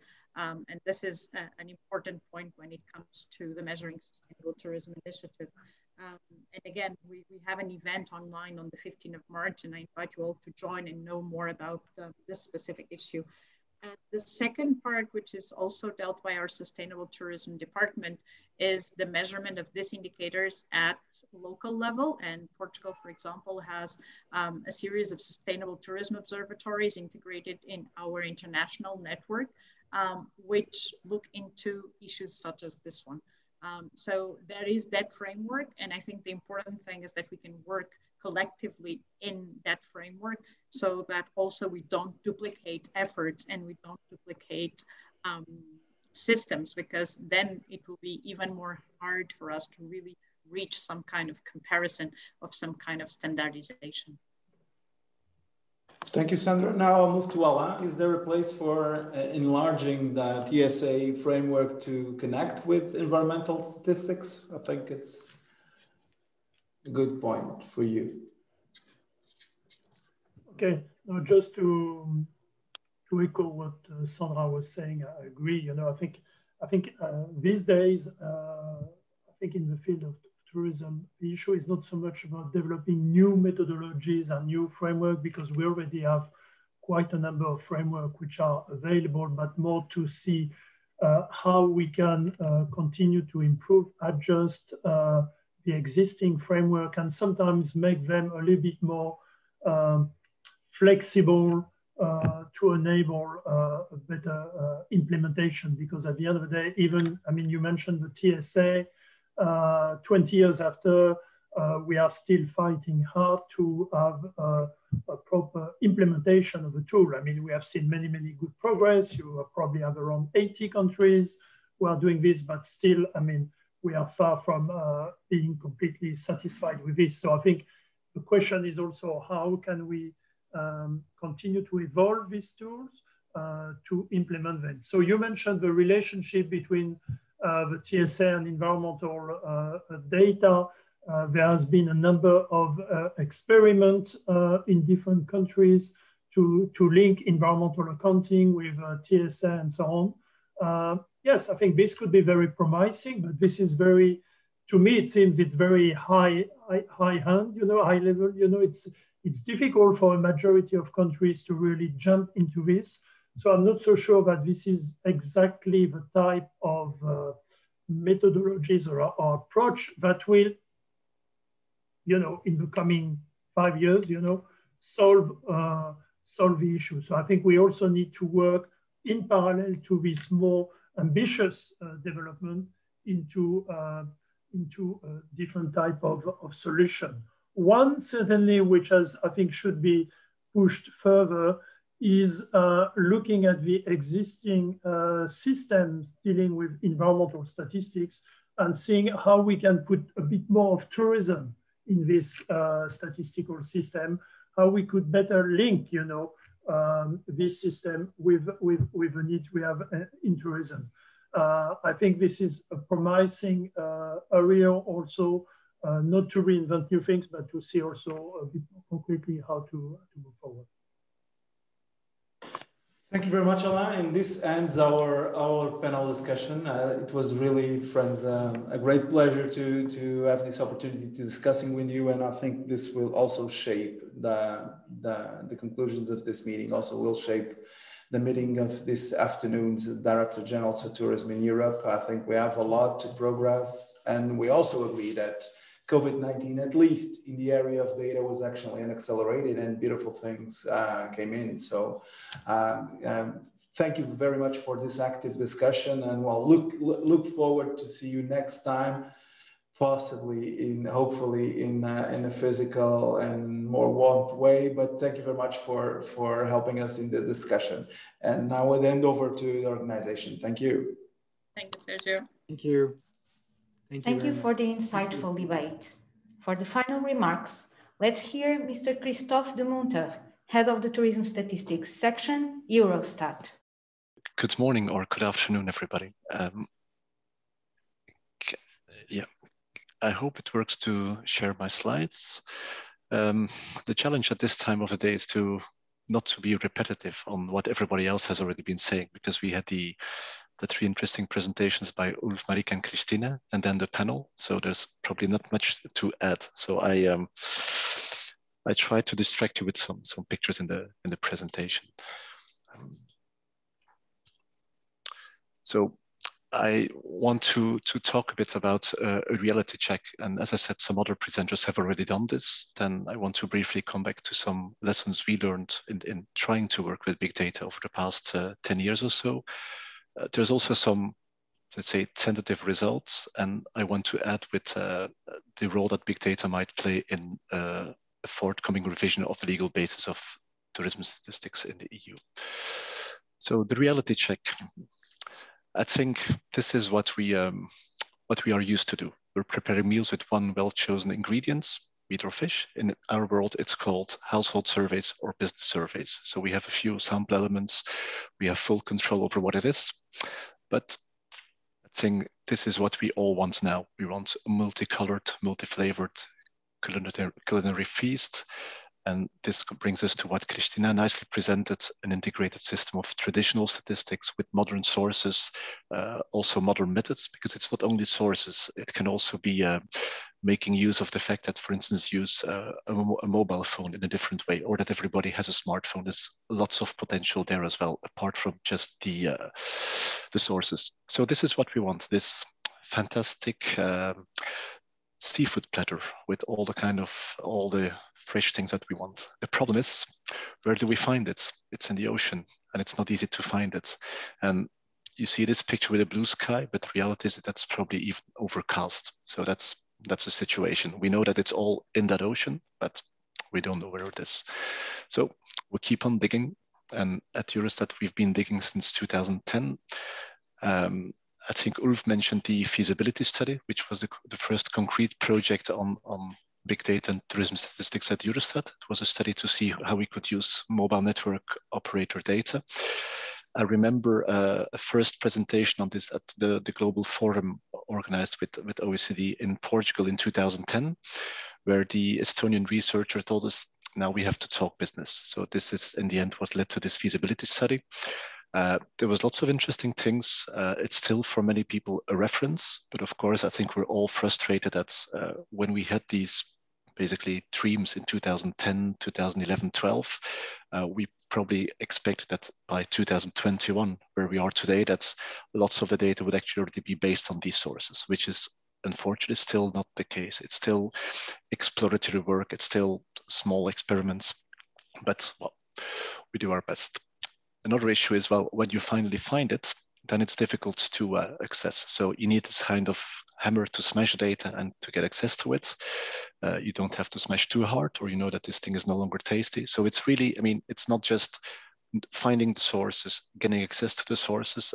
Some people also mentioned, and I think it's what Sandra mentioned in the previous session, how do we go from how to transform the information to useful insights? Because that's a bit the problem with this potential ocean of information. You have to find the parts that are actually enabling you to say something about your industry yesterday or today, or as Olivier said, tomorrow. Of course, that's what we all want to know. I mean, we base ourselves on past data because that's all we have. But of course, everybody wants to know about tourism in the rest of the year, not the observations of the drops in the past 6 months. So what are the lessons we've learned? Well, or the main obstacles encountered possibly? Well, a big change, I think, it's that the rules of the game are completely changing, at least from the point of view of official statisticians. We used to be in full control. I mean, we talk to users, we think of a question, we put it in a questionnaire, and a year later, the answers come out of the survey and we publish them. So we have full control from A to Z. Now it's different. Now NSIs are not only producers of data, but also users of data. We're in some kind of intermediary step where somebody else has defined the A, B, C, and D, and then we continue starting with the E. Another thing is we used to have some kind of dominant position or important position because there was one NSI per country with many data suppliers. So you just make a national law that they have to report. And most companies do, most households do, I mean, with mixed quality. Now it's different. We have one NSI, and often in big data, there's just a few oligopolistic players. They're often international. Sometimes these international companies are bigger than some of the economies of the smaller EU countries. So we're talking to I mean, it takes some different kind of negotiation than what we're used to. I will first go to the last one. So what we noticed is that if the approach is multidisciplinary, this is probably what is going to work. And I think this is also what Marike showed in her introduction, to have this alliance, I think she called it, or a round table, bringing everybody together. We noticed that this is also what helps. For the concrete case, because some people mentioned it with the Airbnb data, we were discussing with Airbnb 4 or 5 years ago, actually together with INE Portugal. There were two problems. We wanted too much. We basically wanted all the data, which of course they were not willing to do. And we only talked with data people, ourselves and the colleagues at INE, to the data people at Airbnb. it didn't work. We started again a few years ago, actually on the impulse of the colleagues in DG Crow. So still the commission, but let's say the policy side. We involved on our side the lawyers. On the side of the platforms, there was the public policy people, the lawyers, investor relations departments were involved, and of course the data people. And this approach actually works, because the thing is, I mean, you can talk to the data guys sometimes because you know them from a past life, but at the end of the day, of course, you need the whole organization needs to give its approval, because for many of these companies, data is a very important good. Not only because it's worth a lot of money, but of course also, for instance, in the case of the accommodation platforms, because they're publicly listed companies, so they have to be very careful with what they share. So this is, I mean, involving investor relations departments doesn't make things easier, but at the end of the day, there's a broader consensus that what you do, it's like generally supported by everybody. Apart from this, also on our side, it's an exercise to involve all the NSIs, because in this concrete project, it's basically Eurostat knocking on the door of the platforms. But of course, we're doing this for all 27 countries as well, to avoid that all of them have to knock on the door with similar questions. So also in the back office, in the European statistical system, there's lots of work to be done to get everybody in the same direction, because this is actually a game changer in terms of governance. It used to be the NSIs who are fully in charge of all methodological aspects. The data is sent to Eurostat, and then we do some validations and compilation, and it ends up on our website. Now Eurostat is also becoming some kind of data producer or data hub, actually inversing the flow and sending data to the countries. At least that's the short-term plan. Another change, because I think somebody mentioned it, also data protection is changing, and also disclosure control. It's, I mean, now we're dealing in this project with the platforms where we get data from Airbnb, Booking, TripAdvisor, and Expedia. Of course, we have to be careful when we publish data that it's not possible to detect one of the companies in the data. We will only publish aggregated data over the 4 platforms, but still, if in one or another city a platform has a very important role, it could enable the other 3 who deliver the data to learn something that they should not actually learn. So all of these things are also for us quite new and challenging. A big problem, and I think Ulf picked it up, is continuity. If we can distinguish between 2 types of accessing big data or new data sources, one is via the backdoor, which is scraping. Sometimes, I mean, I call it the backdoor because it's just some kind of gray area. You probably know the, I don't know, 60 song, Will You Still Love Me Tomorrow? Now we could call it, Will You Still Scrape Me Tomorrow? Because what you can do today, it might not be possible tomorrow, just because the structure of the sectors changes, because the bots scraping are blocked. So it's often a one-off exercise and not necessarily possible in the longer term. So that's of course a big problem for official statistics, because their continuity, it's one of our unique selling propositions. What we can give to users today, they count that they will have the same data in 2 years, 5 years, 10 years from now. So that's a big question mark. In case of access via the front door, basically we talk to the platforms and kindly ask them for the data.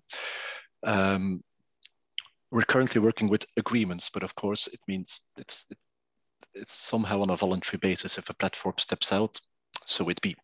The alternative is legislating. Of course, that's a much longer process, and also in society a different kind of process.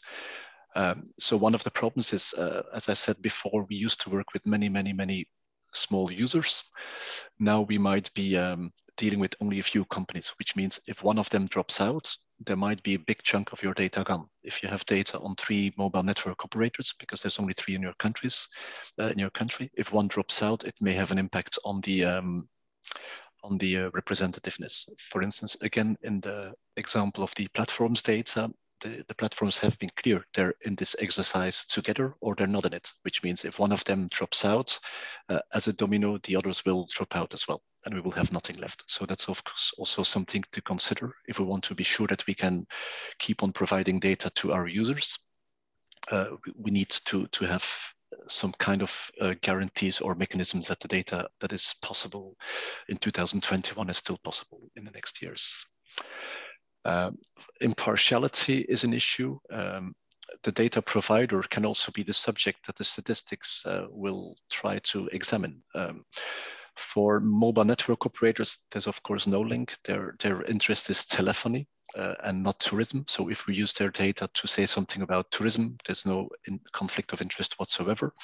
Of course, in the case of the platforms, it's different because we use their data to say something about the success of the sector in terms of increasing the number of nights spent. But of course, there's also other effects that might come out of the data that are less desirable for the platforms to be made public.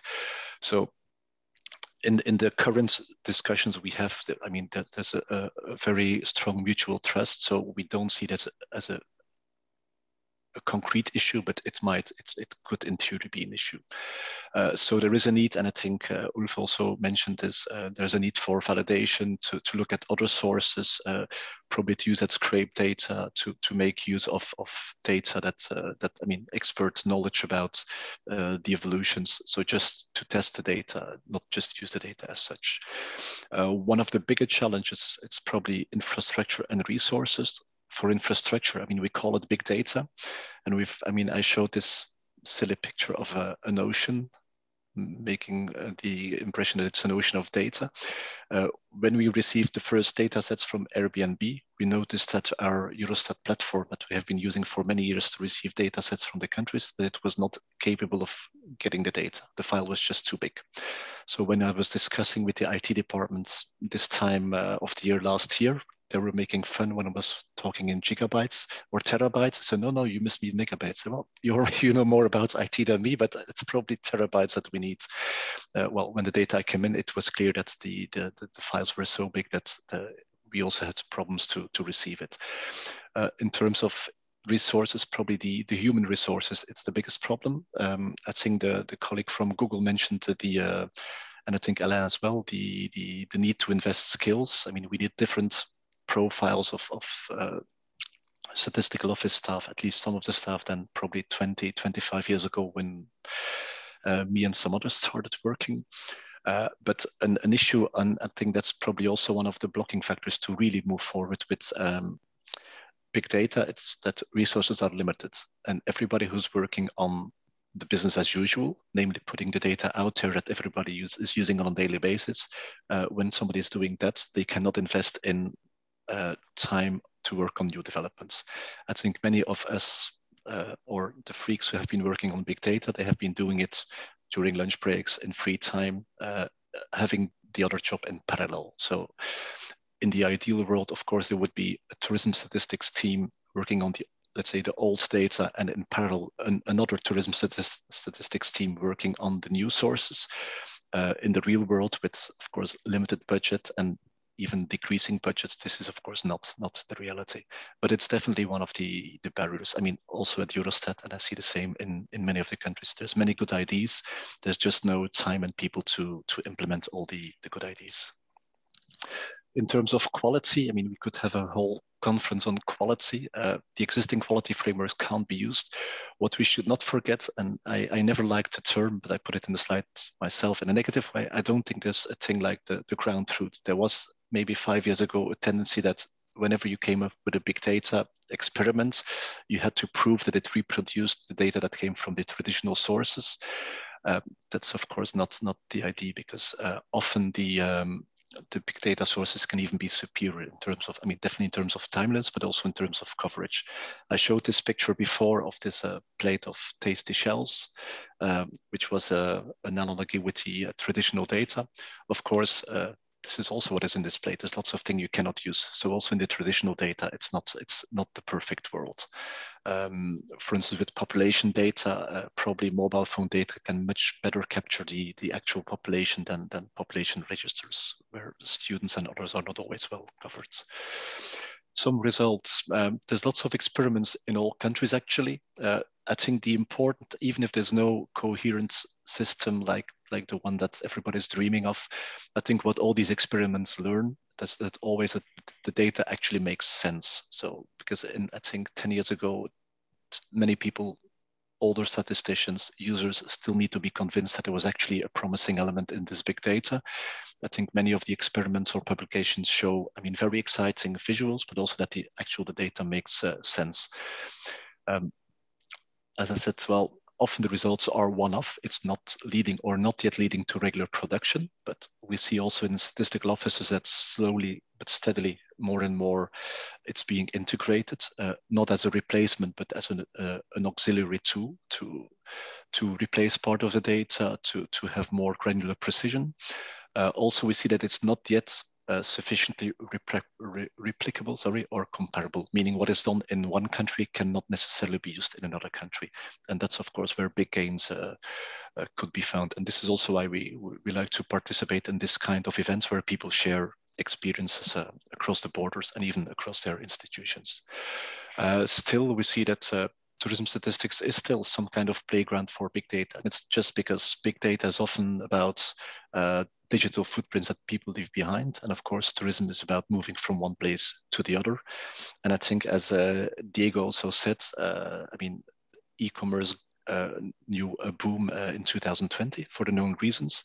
And of course, e-commerce is also where tourism has a big potential. Maybe not in 2020, but so it's many of the things that tourists do, there's actually a digital trace. And when there's a digital trace, it means that we have a possibility to exploit it. I'm not going through more details, but just some things, and you can click the links when you see the presentation. There was a cooperation between NSIs, including a work package on innovative tourism statistics. There's a 2 hours video of the final conference that you can see. The JRC, our colleagues at the Joint Research Center, have also been doing a lot of work on scrape data. Also, ECFIN recently used big data scraped from the platforms to say something about the pandemic. I just showed this one. It's the drop in the number of reviews as an indicator. I mean, this was from Airbnb data, I think. So the evolution of the number of reviews as a proxy for the actual stays. You see that the drops were biggest in capital cities, probably because those were, you see the dark brown in Madrid, Paris, Berlin in Germany. This is probably because these depend a lot on international tourists, and of course, with borders being closed, this was the more difficult thing. A country like Germany, where many people travel abroad and who were probably kindly asked to travel within Germany, you see that that drop was far less or even slightly positive there. So, and I think the fact that ECFIN, which is maybe one of the more serious DGs in the Commission, starts using the big data, I think it also shows that it's being more and more streamlined and mainstreamed. Just one final thing. As I said, we are currently in the process of revising our regulation. It's more than 10 years old. The negotiations started 15 years ago, so it's time to revise it for 2 reasons. I mean, tourism has changed, and of course, it's just the whole topic of the presentation and the conference. Also, the sources and methods have changed. So we want to move into the direction of something that Cristina presented for Portugal, a hybrid system of traditional surveys, smart surveys, administrative data, big data. One of the dilemmas is it's difficult to put an obligatory module in a legal act when it's still not sure if the sources will actually be available and usable and feasible. On the other hand, we also get more and more echoes that as long as there's no obligation to for instance, publish high quality same-day visits data that could come from mobile network operators data, as long as this obligation is not there, the access might be slow and slow and slow. So it's a bit the discussion of the chicken and the egg. So this year, I mean, we agreed this with the countries last year. In the course of this year, we will have a task force preparing a blueprint of what this could look like. And then in the next year or 2 years, we will strive to have concrete new models for the revised legal basis. Some traditional things like TSA, but also, as I said, maybe some more innovative things where that could be built on the belief in using new data. Thanks a lot. I think I exceeded my time a little bit. Sorry about that. And yeah, Sergio, back to you, I think. Thank you, Mr. de Montar. To close the session, here Mr. Francisco Lima, President of Statistics Portugal. Okay, thank you. Just first to thank all the speakers, and it was a very interesting discussion that we were offered today, and thank also to the participants, all the audience here. So it was a pleasure to be participating in this organization within the Portuguese Presidency with the Turismo Portugal. And after hearing all the speakers and the discussions, I think that we can take home just to say, so wrap up a little bit what we have been hearing this morning. First, that and it's in particularly in these times and in this sector, in tourism sector, we have high expectations from users, right? High demands and high demands on timely statistics, relevant, and that's something, and granular statistics. So that's the big and a new thing that come out also from the discussions, to be agile and be flexible in producing new information. So that's the first point, I think. The second point is that we were discussing big data. It's access new data sources, applying new methods, applying new collection modes.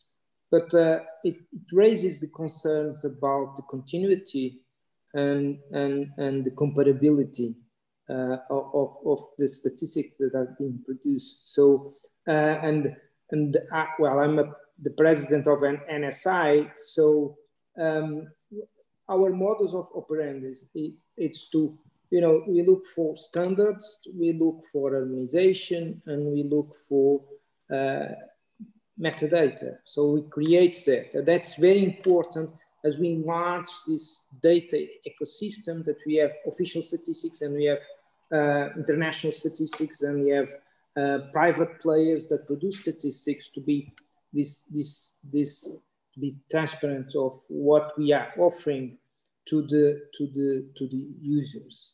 And so that's the second point. The third point is the stress on collaboration and establishing partnerships, not only between the traditional data producers and major players in public players in this sector, like Tourism Portugal, for example, in our national case, and international organizations, but also with the private not only private producers, but users, and so it's stress and not only data information, sharing that, but also sharing skills, because there's the world is so complex, and we have not only real data, but the real need for to be, produce information in a high frequency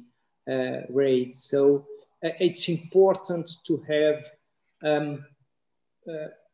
good analysts, not only in our organizations, but also, and we had some examples this morning of how important it is to have, okay, we produce information, but we don't analyze everything, right? So we need other players that can use that information and deliver some good analysis to the public. And the final point is this integration, the idea of integrating different data sources to produce new statistics. And that's a challenge when we talk about data protection, and when we talk about how can we ensure the right balance between, the public good nature of statistics, in particular official statistics, that it's available to everyone. How we can balance that with business models that are based on data, right? So how can, and so finally, if we can take this all together, how can we make this data ecosystem, let's say, for tourism, advance and work better for the benefit of society. And that's the big challenge with all these players. And I would like to stress this, it's very important, and this and the organization, the speakers were very well chosen in the sense that it shows that we must work together for the benefit of everyone, and in particular in these present times. So thank you all for being here in this wonderful morning. Thank you. Thank you all for joining us, and keep safe. Have a good day.